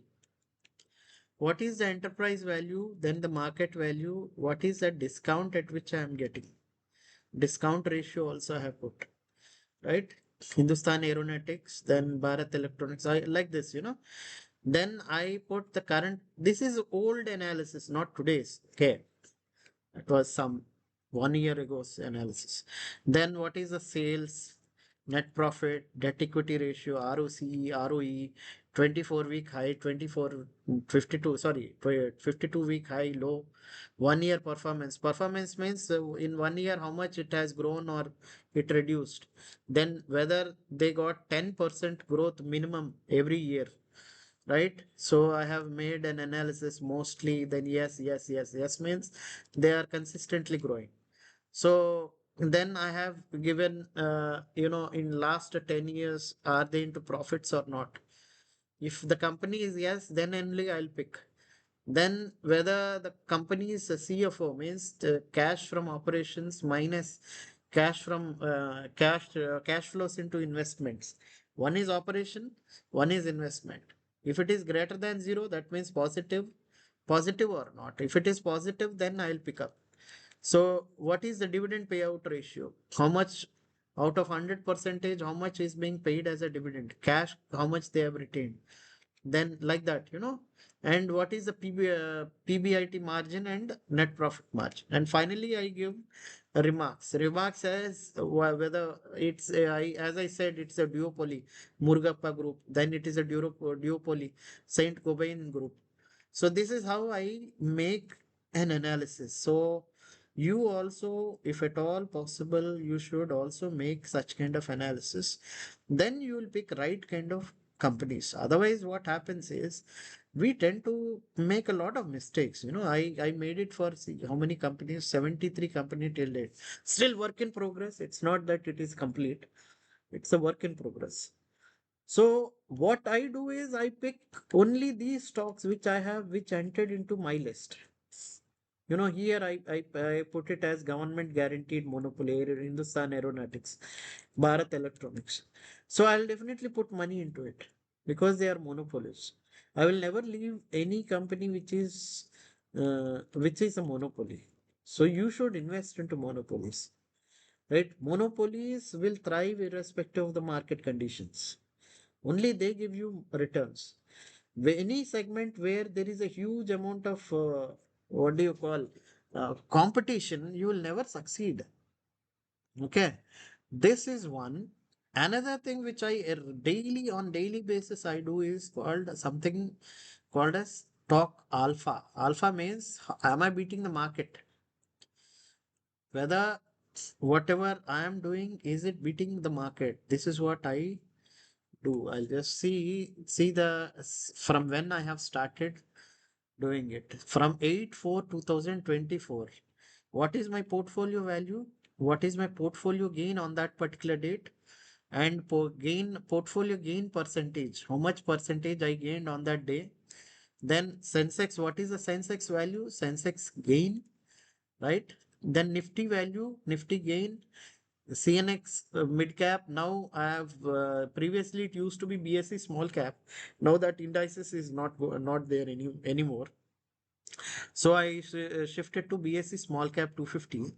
So I take it, and accordingly the alpha is nothing but whether I'm performing, minus means I'm not performing better than the market. So like this, if you keep seeing in my this one, greens are more than reds, right? This part, the alpha part. I'll just show you. Yes.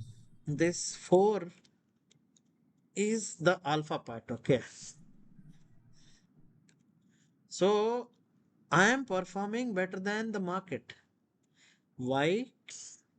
Because of the analysis which I did. That is how you need to pick. And after this, I'll tell you about how to avoid the so-called, what do you call, market inefficient, this irrationalities.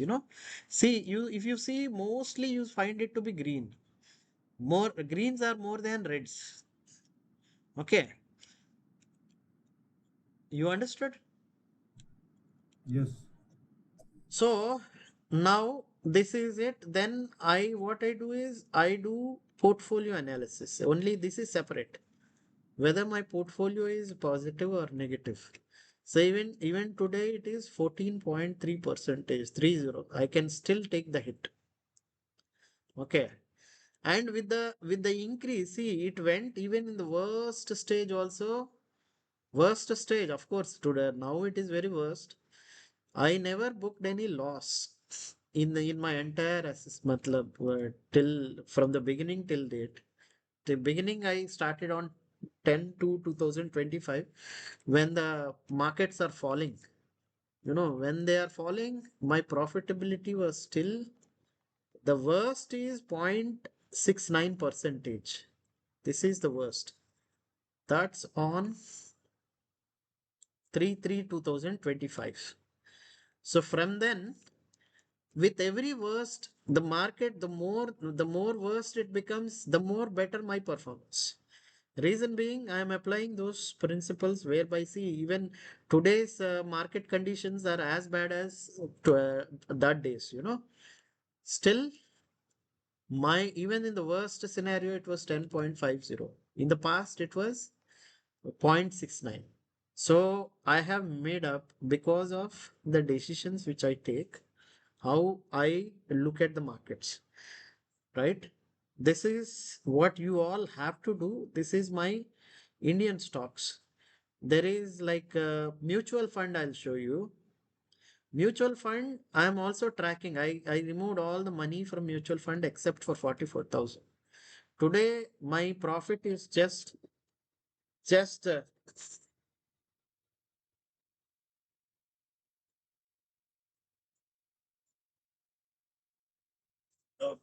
just my wife is calling and I got let me.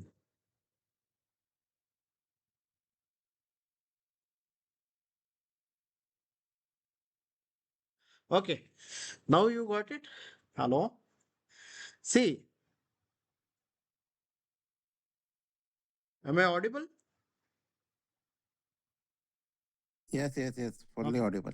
Okay. Yeah. See, it Audible, sir, is audible. now right now 0.2 to 1 2 percentage when it comes to mutual fund. Despite one of the mutual fund where I invested for very long term, 3 years plus, this is what is the trend, and I'm tracking it. If you see the overall portfolio value, I think it is starting from here. This is the thing, 29 percentage on 9625, which I started tracking, 29 percentage to today, how much it is? I think less than 1 percentage. And in between, it went to minus 2.46 percentage, right? So whereas my stock thing, it never fell, not even a single day it was negative. So when I am performing better than mutual fund managers, why should I go for it? Right? So this is a simple logic. And it is not that it is so easy. You need to do a lot of work. It's not that money comes just like that. You need to put a lot of efforts. You need to have a lot of understanding. You need to have right tools. And you should not get mostly people get carried away by others' opinions, others' viewpoints. Without going into nitty-gritties, we tend to believe. So that we need to avoid. We need to avoid, and we should always be very careful with it, right? Okay, these are the tools. This is how I look at it. If anything else is needed, I'll just inform you. If you want, I can clarify it. Otherwise, we'll go ahead with the presentation. Is that fine? Yes, yes. Yes, yes, fine. Present scenario, please. Now, see, we have see what the most thing is. See, if you want to be a very successful as a investor, you have to know how to understand the markets. And successful are only those people who understand psychology better than markets. Sorry, psychology better than business or finances, right? It is psychology because the opposite side, the other side of what you are, your terminal is a human. Like like you, there are millions of people who are on the glued to the markets. They are trying to do selling or purchasing of shares, right? When they are doing it, you need to understand what is there in their mindset. How do they think? How do they react? Right? Why they are reacting? Many times, how I pick stock is, see, I see their latest results, and many times, to my surprise, many companies perform well in their what do you call, uh, what is that? In their latest quarterly results. However, that particular stock is not doing well. It keeps falling. Why? Right? That means it is going in a negative bias. Whenever a company is going in a negative bias, that means it is getting discounted. It's not appreciating, it is discounted. When a good company discounts, that is a time when you should purchase. And you should not think twice, right? And I told you how to pick good stocks and how you have to go, how you have to spend whatever the limited time. You have a limited time, but you find some stock interesting. You saw their fundamentals and it's a good stock, and then you enter into it. Then you have seen their investor presentation. Then go through their annual reports also. I gave you a glimpse of investor report, but again, you need to go through their annual reports also. Annual reports gives you a fair amount of idea about what the industry, every detail about that company. If you go through and make a note of it, make notes as I did, like I have shown you that Excel sheet where I have put some remarks to it. So accordingly, this is the database that becomes handy for me in taking what company to enter and at what. So this is how you have to take rational or reasoned decisions, or decisions based on data, right? And then you should avoid reacting to what people say. Somebody says, "अरे ये company बहुत बढ़िया होने वाला है, ये करेगा, वो करेगा." Don't trust that. The narratives which people peddle, either knowingly, unknowingly, whether by the so-called media, social media, don't go by it. Apply your own mind. You always question. If that is performing so well, why will he tell you? Why will he inform you? Why will he leak information that this company is good? Rather, he will try to monopolize, he will try to keep it as a secret, and he will try to push that information within his limited community and try to make best use of it. When any information became public, so public, that means it is meant for people to be fooled. They are becoming fools, or they are becoming sacrificial lambs. बकरा बन गया हम लोग. So don't trust any information which comes free of cost is an information. You are the victim. So don't follow it. Never follow. Right? Howsoever tempting the information may be, howsoever correct it may be. If at all it is there, then what you do is you go through, as I said, make an analysis, go through their balance sheets, go through their balance sheet. Also, you have to see into debtors, that ratios and all those stuff. I gave you only few because the time is limited. We cannot discuss on everything. So that needs a lot of time. So I just focused on that. So you just go through it. There are so many information available in the net and also in YouTube. So much of information related to how to read the balance sheets. You can also go through them, try to understand, because you are an investor, you are a serious investor and it is your money. Understand? If it is not somebody else's money, and if it is other people's money, you can do anything. But when it comes to your own money, you have to be very, very, very careful. Understand two rules. Rule number one, don't lose money. Rule number two, refer to rule number one, because it is your own money, it is not other people's money. Be very clear. So never lose money, right? It doesn't mean that we will never lose money. Even Warren Buffett also lost money. But you should learn from your losses, your failures. You should always keep learning, and you be open minded. Don't be very, some people are there, they will be very rigid in their principles, in their thought, in their approach. Never do that. Be open minded, take every information, and logically you try to interpret, connect with the data, connect with the information available. You know how to discount information. Whenever information comes, you should know what is the value to be ascertained to that information.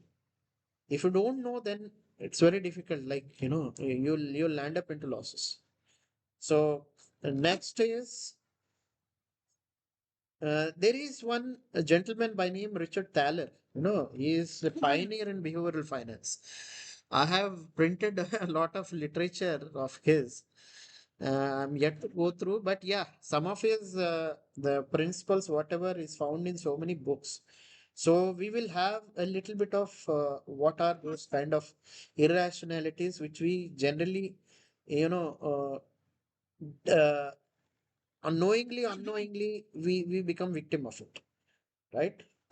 So one is most often which is found is overconfidence. It is the biggest bias. We tend to overestimate our own skills, our own assessments, our own EA. And then if somebody says something opposite, we tend to react very badly. We don't exactly see whether the person whosoever is saying is it correct, wrong, because we tend to be emotional. We always think that I can do no wrong, right? It's like a dictum: king can be no wrong. He cannot do wrong. So that overconfidence is held responsible for most of the mistakes we all commit, because we tend to think when I did an estimate or assessment, I cannot be wrong. So I'm so confident that yes, if the price is today 100 rupees, it will go to 200. I'm very confident because I took so and so information from so and so and very authentic, and then I analyzed and I found it to be 200 to be correct, right? So that is a wrong thing which we need to avoid. If whatever, see, our ability you always discount. Whenever you discount your ability, that is where you progress. If you don't discount your ability and overestimate your own ability, then that lead to overconfidence. That is a sure shot recipe for failure. Understand this and follow it by any means. Next is overreaction bias. The people who are very overconfident, what do? When the results are correct, they jump in joy, they celebrate, they, you can say orchestrate their success to everybody's. But when it goes wrong, that is where they tend to overreact. That overreaction sometimes become too much. They tend to overreact to something negative, and then immediately they will make a mistake. Immediately they will sell it off, not realizing why this particular thing has happened, why negativity has come. Is it the time to quit? Is it right? Am I right in doing selling? So whenever you tend to think about selling, you give a gap of say a day or two, right? Don't do immediately. Give some gap. Go through the entire literature or information which is available to you. Try to connect. Try to see whether whatever this information, whatever the outcome which has come, whether that is a signal to sell or to continue to purchase. So make an analysis. That analysis should be totally based on data. It should be data driven. If you don't put data into consideration and you tend to take your decisions only on the basis of emotions, you are 100% bound to fail. 100%. And if you can control that emotion, see whatever that the worst phase, if you see, ask people who have suicidal tendency or somebody who reacts very irrationally or very you can say aggressively, if you ask them, that is a spur of moment. For that moment they think like that and then they react, overreact. If that spur of a moment, if you can control yourself, your own emotions and your own thoughts, that is the time when you can easily successful. You can see what exactly whether that is right, what you are thinking is correct or wrong. Sometimes we also tend to think I overreact, I should not have. So that is the reason why don't bring emotions to your whatever when investment is there. So keep yourself aside. And that is the reason why those people overreact tend to be that thing is known as investor myopia, because you are short sighted, your only vision is only limited to that particular moment. So because of that momentary, short sightedness, you tend to make mistake. Please avoid, right? Then next is the loss aversion. We all typically, what we tend to do is, nobody wants to take any risk, we want to avoid loss. So when you tend to take losses, you will never gain, because there is always a trade-off between risk versus return. The more the risk, the more the return. If you are loss averse, naturally you are not going to take any risk. And when you don't take any risk, and risk should be very, you can say ki it should be a, uh, you can say cautious risk, or very informed risk. Okay, you have to take informed decisions, where the risk when you are taking, it has to be based on some information, some data, some analysis. If you don't do that, and just because your gut factor says I have to take risk, never bet on it. And you need to understand, stock market is just like a gamble. You always feel that you can always win, even if you lose continuously. And there are many people, they lost entire wealth because they tend to put bets just like a gamble. Don't gamble on stocks. Don't gamble on your wealth. You have to build wealth based on informed decisions, not based on stupidity or gambling. Right? Number three is mental accounting. Mental accounting is which, suppose, I'll give you an example. You lost say 100 rupees note, right? So you lost 100 rupees, and then you thought it is totally gone, and then you recoup, you took that 100 from ATM, and spent on whatever you should have spent on. Later you found that 100 rupees, you got it. What is your reaction to it? You tend to think it is a free money, because you already discounted it to be lost. So in that mental accounting, this is what, when our money is played by our kids, or our near and dear, or somebody else other than we, they tend to do this. It is a free money. As I said, it is other people's money. When it is other people's money, why you are bothered? You tend to spend.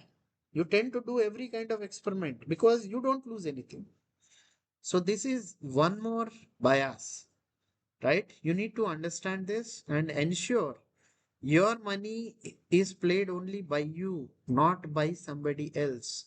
When they earn, they should do it, right? That is the reason why I put bet on myself rather than putting the bet into the fund managers, right? So because I feel I am doing better than, relatively better than them, as I have shown you that, mutual fund, how my performance and their performance. The reason is simple. The risk, when it is your stake is at stake, your money is at stake, you will try to take the best of the best informed decisions. And logical, it will be logical, it will be rational. And if you tend to avoid bringing your emotions into it, definitely it will be good. But when it comes to others, they are dealing with other people money, and they have certain, see, mutual fund, they go by certain principles, like they have to manage the liabilities part. Like they don't know who will redeem, how much they redeem, and it is a must that they have to pay that particular person within T plus 1 or T plus 2 days. So how will they do? For that, they need to have a cash. If they need to have a cash, some cash is always with that. They are not using that cash for generating returns. And also, since there is a requirement based on their past, what they do is they calculate what is the average liability and what is the amount they have to keep all the time. So accordingly, they put money, some money into debt instruments like FDRs, FDR kind of a thing, or short call money market, all these things. They fix the particular maturity dates are fixed with the so-called your what do you call every day. Suppose I take FDR on everyday basis, so that will cover for my entire 365 days. So whenever somebody tries to take out money, redeem any of the so-called mutual fund, so they can immediately pay. Otherwise, there will be an issue with the so-called am I audible? Hello. Yes, sir. Oh, Audible, sir. Yeah, bhai, audible, audible. okay. Okay. So that is the reason why mutual funds will always be lesser compared to your profits. And also one more thing, they maintain a huge amount of establishment, and they pay heavy amount of money to the fund managers. For the fund managers, the analysts, the fund manager, then so many, they have a huge setup. So they all are to be funded through your money, nobody else money. And also they also have to keep some money as a profit. So if you see, maybe this entire of the thing may cost them maybe 5 to 10 percentage of what you put money into them. So that is already lost. Whereas when it comes to you, if you are a good manager, definitely you can save, you can perform better than others, right? So now another thing is the risk tolerance. Risk tolerance is one thing which is very, very important. The risk we take at this age, say a person who is in his 20s and a person who is in 60s, they both risk tolerance levels is totally different. One is yet to start his life or the financial life, and the other fellow is at the fag end of his career or something. Their requirements are totally different, their outlook is totally different, and the young person always will be very healthy, and they are in a position to recover if at all there are losses. When the loss happened to a person who is old, he is not in a productive age to recover or recoup whatever the losses. So with age, you have to be risk averse, and when you are young you can take risk. So this is again another thing. And again, gender also, see, the ladies tend to be more risk averse compared to gents tend to take more risk. So this is usually it's the psychology of people. And another thing is very important aspect is herd behavior. Most of the herd behavior you find in the stock markets. Everybody tend to follow the market trends. Oh, follow the trend. This, ये अच्छा है. Defense अच्छा जाएगा. फलाना अच्छा जाएगा. See, when I started my financial, this so-called career, this stock market, that was a time when power sector was in total, boom, or a huge, you can say, it's on a rampage. One is power sector, the other is steel. Now, if you see, after say it was in 2000, mid 2000s to late 2000s, right? Now, if you see, both the sectors are totally down. Why? At that time, people, that was a, they, what people do is, the big players, they tend to create a narrative. In that narrative, they want you also to be part of that narrative, to get swayed. This is called herd behavior. If you see a herd, the leader, whosoever, start leading the flock, everybody tend to follow it without understanding why they are following, what is it. The same behavior you find in stock markets also. Be very, never follow the herd behavior. Never follow how the market reacts. If it reacts, if it keeps selling, don't keep selling. If it keeps buying at very high, don't keep buying. Understand why. And you have to always question why market is going up. And also remember, always, if the market goes up, it goes down. If it goes down, means it has to go up. So this is the philosophy. So always put money when it is totally down, never when it is up on the top. Emotional gaps, right?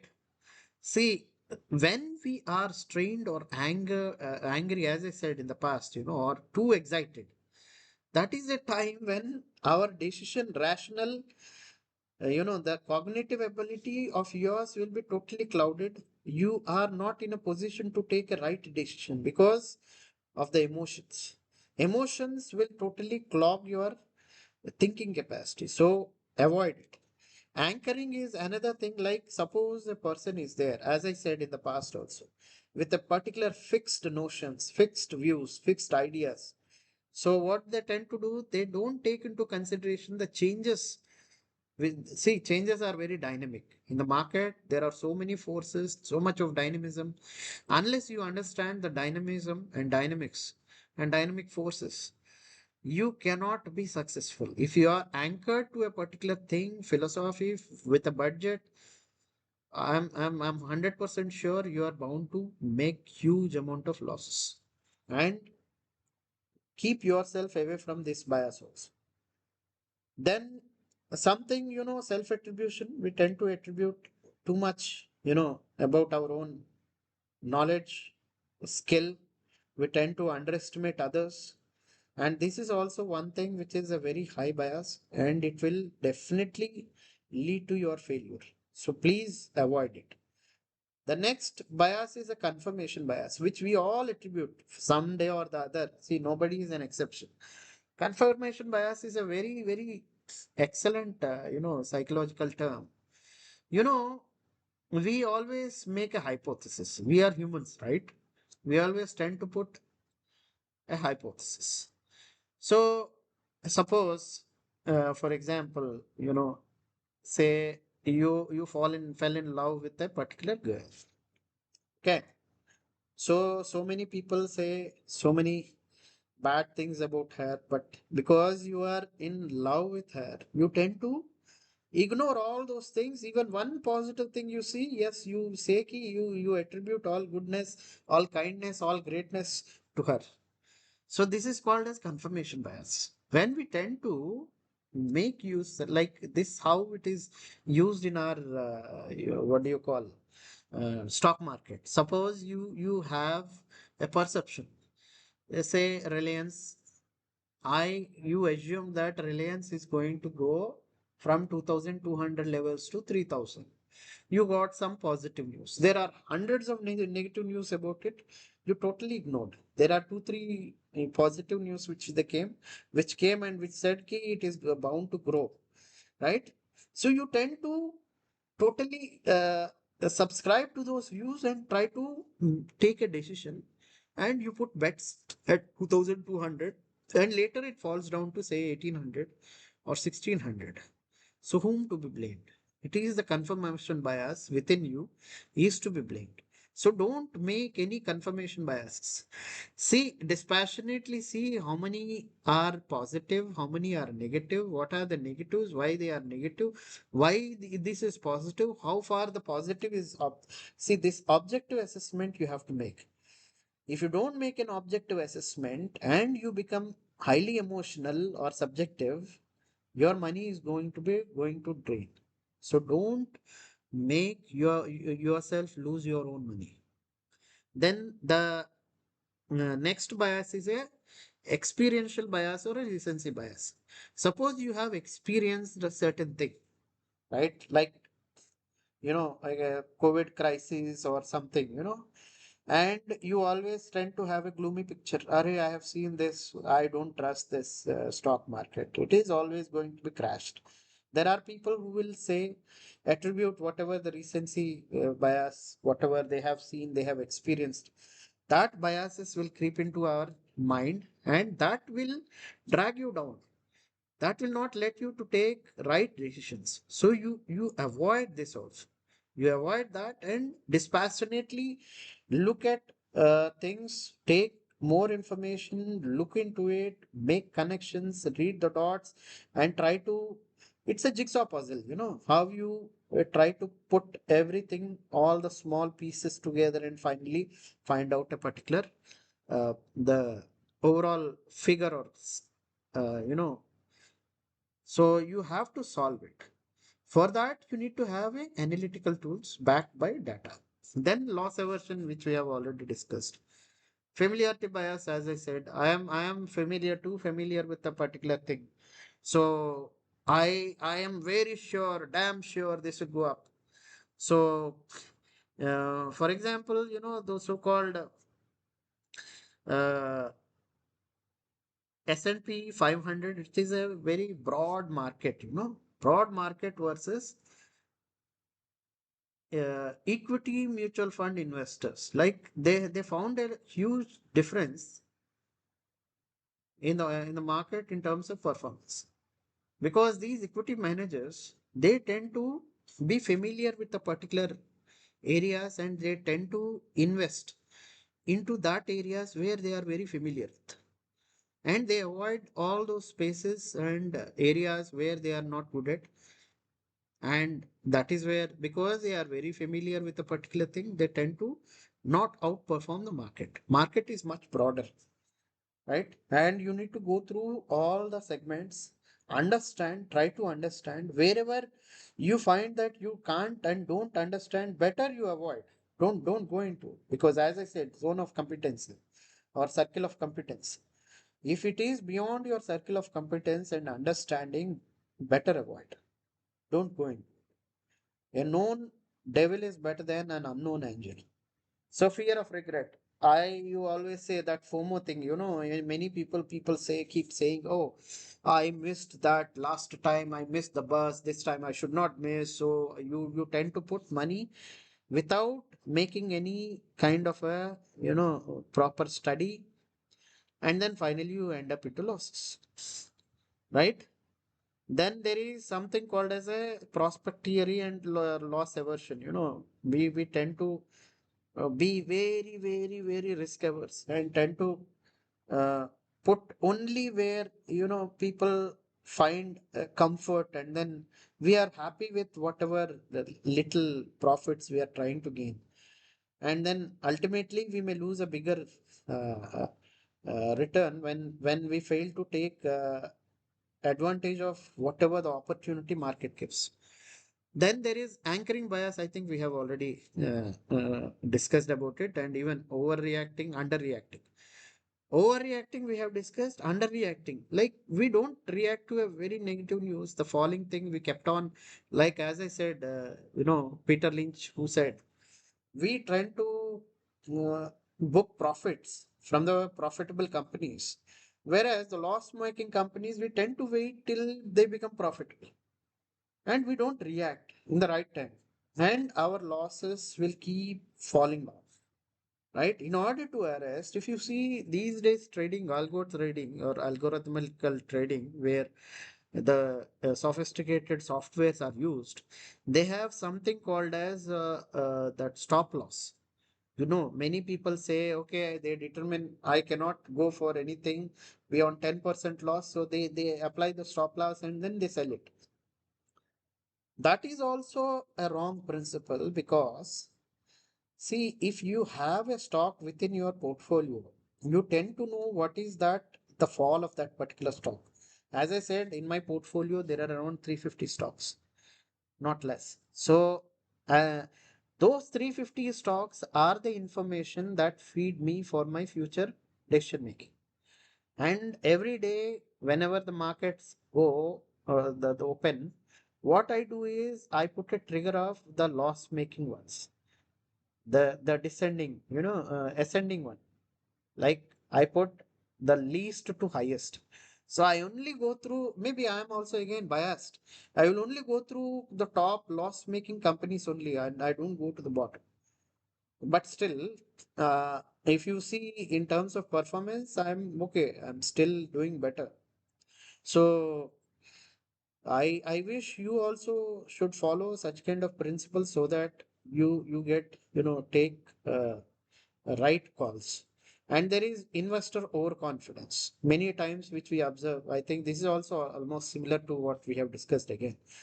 Social factors. Now the issue is irrational behavior a norm or abnormality. It is a norm. We are all humans. We are all emotional. We tend to take emotional decisions at times, though irrational. We know we tend to take at the spur of the moment. But yes, you can also avoid getting too emotional. Whenever you are emotional, better avoid taking any decisions when you are emotional. That's the only way you can protect yourself from irrationality, right? If there is everybody is rational, then you cannot make money as a investor. Because people are irrational, you make money. If all are rational, nobody makes money, right? So this is it. Final takeaway. What I suggest is uh, always step one, what you should do. Turn off market, stock market. Okay, turn off all the news, all news channels. I don't go through any so-called news channels, news information, news reports. I don't. I don't even see, except for, print media, still it is okay. And when I go through the economic, the so-called, what I see is the trend, not a particular stock. I go only through the trends. I try to connect whatever the trends which are going on and then incorporate those trends into my decision making whenever I'm choosing, just like I told AI versus IT. No, I avoid IT totally because it's having a very heavy headwinds. We don't know which way it is going, and the history says whenever an industry is in its headwinds, it won't rise again. Rise is a question mark, big question mark, unless it fight backs. That is very rare. So that is the reason why one is don't follow any markets. Markets means your so-called news channels, all these things. Worrying news. Don't tend to take every news and get yourself depressed. It is sometimes maniac, people make it you mad, like you go into like a gold rush, you tend to put more money when the markets are rising rather than putting money when the markets are falling. So I am now focusing on putting more money into the current market rather than, growing markets. And then don't worry about economy. Economy has nothing to do with your markets. Okay. Economy is a very broad term, whereas you are investing into a company. Company is a very minuscule thing and it has its own. You can say you have to make a SWOT analysis of the company to exactly make a right decision, right? And it may have some impact because of the economy. However, there are companies which outperform economy as well, and there are companies which underperform the economy. So you be very about it. Don't worry about the economy. Look into the company. Then buy a business, but not a stock. Take stock not just like a stock, like a business. You are trying to purchase a business. When you are purchasing business, what kind of a strategy you adopt? That you need to think. And you assume yourself being owner of that particular company. How will you behave? How will you think? Right? And then the fourth is manage your portfolio of businesses. So these are the things. Then there are so many other things. Then we have two lesser time. I think you all are aware that 9 out of 10 traders in equity futures and segment, even the so-called short-term traders, they're all booking losses. This is based on SEBI study, not my study, right? And also 95 percentage of traders, the so-called short-term traders, they all land up into losses. So be careful. Don't be a short-term trader. There are so many other things, but I don't know whether you people have time to listen to. These are some stocks which are very stable, which I feel. Take care. If somebody wants to take a picture of it, This is not the exhaustive list, some of the identified stocks. Now you can take Asian Paints out of this list because, as I said, Burger has emerged as, they are basically catching up with Asian Paints. That is the reason why its market share and profitability is getting reduced. I suggest you see Pidilite is a monopoly. I can just list out some of the stocks. Like HDFC Bank, in any case, it's robust. And Nestle India, Tata Motors, then you have Maruti Suzuki. This will be monopoly. It will continue with that same monopoly. Bajaj and Hero, they are duopoly in that segment. Motherson Sumi is one of the largest ancillary. Then Bosch is also one of the largest auto ancillary. HUL is evergreen stock. It's stable. It won't give you very high returns, but stable stock if you want to have it. Then there's SBI, TCS, Infosys. Now TCS, Infosys, HCL. Now you better avoid it because this is a very 1 or 2 year old information. So better avoid these stocks. Bajaj Finance also is having a little bit of. Uh, uh, I am seeing a lot of negative influences because of the lot of defaults which are going on NFBC and finance segment. You just be don't be very this thing about it. You keep a tab on it. Then Abbott India has a definitely a better stock. ONGC you enter only when oil that crude oil rates are very low. Never enter now. Don't enter. IOCL, BPCL, HPCL, and these oil marketing companies you can enter now. They are at a very lows. Then NTPC is evergreen. Vedanta is a good, what do you call, dividend payer. All CPSEs are the best when it comes to dividends. No, they pay you very good dividends, unlike private sector. So these are some of the ones. Then, as I said, diamonds in the dust, which we have already discussed, 10% growth, 15% ROCE, no losses in last 10 years, positive cash flow, reinvestment. These are there is again one thing called as coffee can portfolio. Coffee can portfolio came out as a kind of a surprising study conducted by Robert Kirby in 1984. See, when he was discussing with all his investors who invested into his portfolios, so he found one gentleman who never, knew or have seen what is the portfolio for last 10 or 20 years. Then he surprised when he came to know about, his portfolio. That was a person who made highest returns compared to all other peers, including him. He also couldn't make so much of returns. Then he was so excited and he went and and and made a kind of a research. Then he found something very interesting. Like when you hold a stock for a very long period, say 10 years plus, you are letting it to sit, grow and compound. That is called as the concept of power of compounding. And once the power of compounding is there, the more the time, the faster it grows and it grows much bigger. Actually, I'll show you this.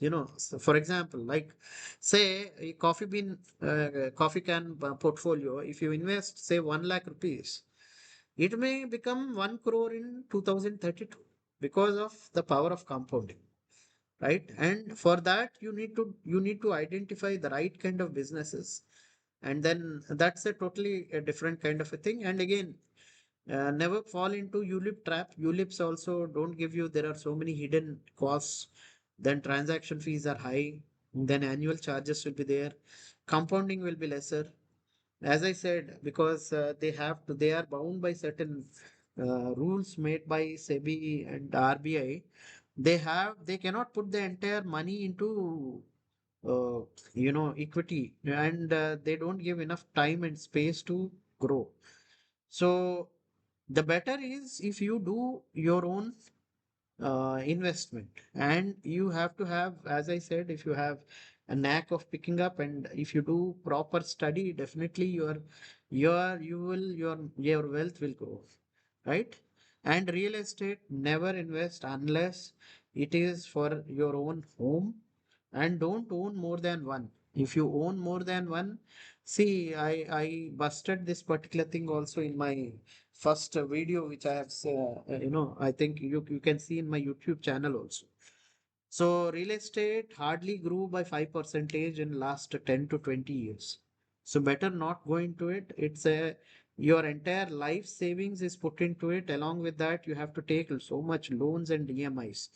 So there is a study which is conducted. It was found that the rental yield, the yield which you get from the real estate in any of the cities in the country, the payback period is between 25 years to 60 years.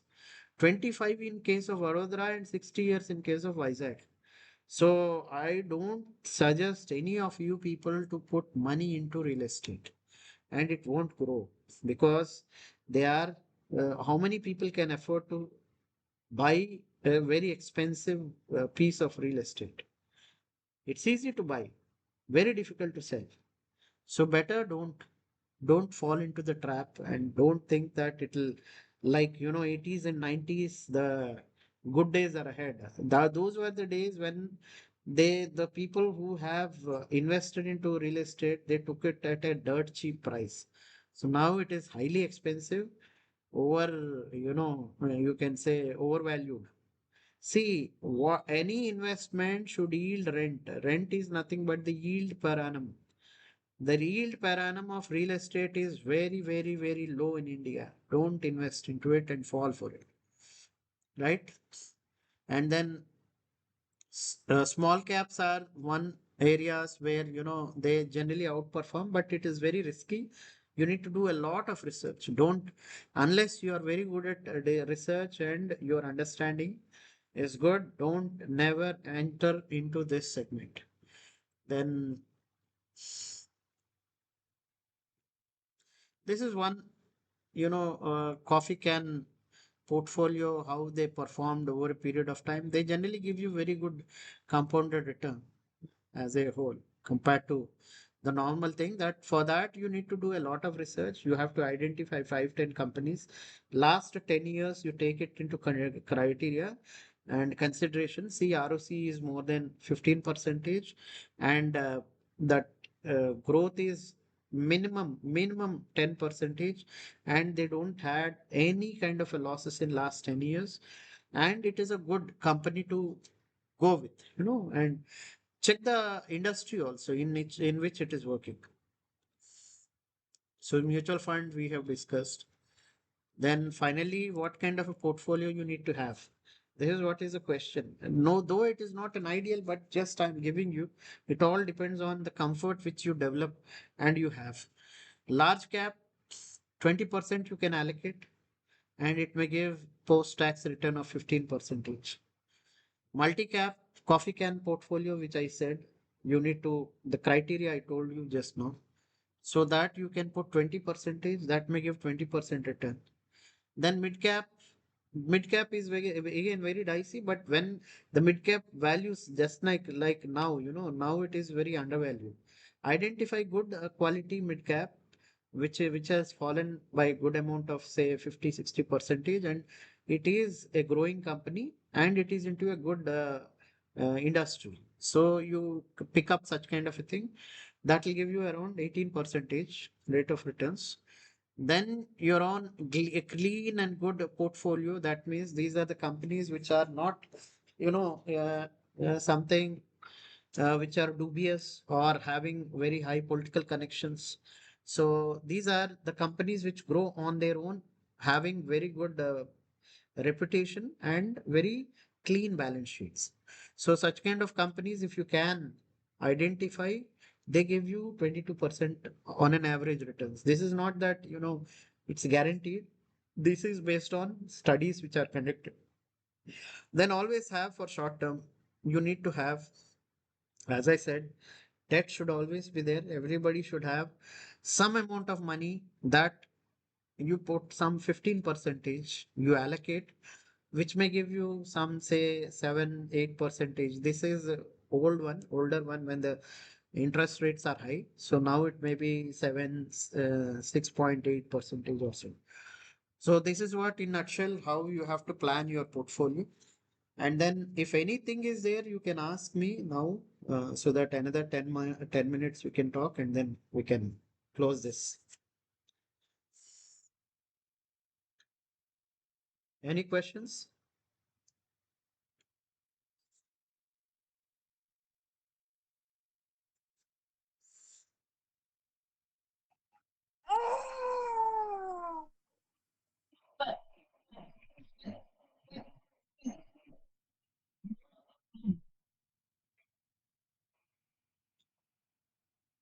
If no questions, we will call it a day.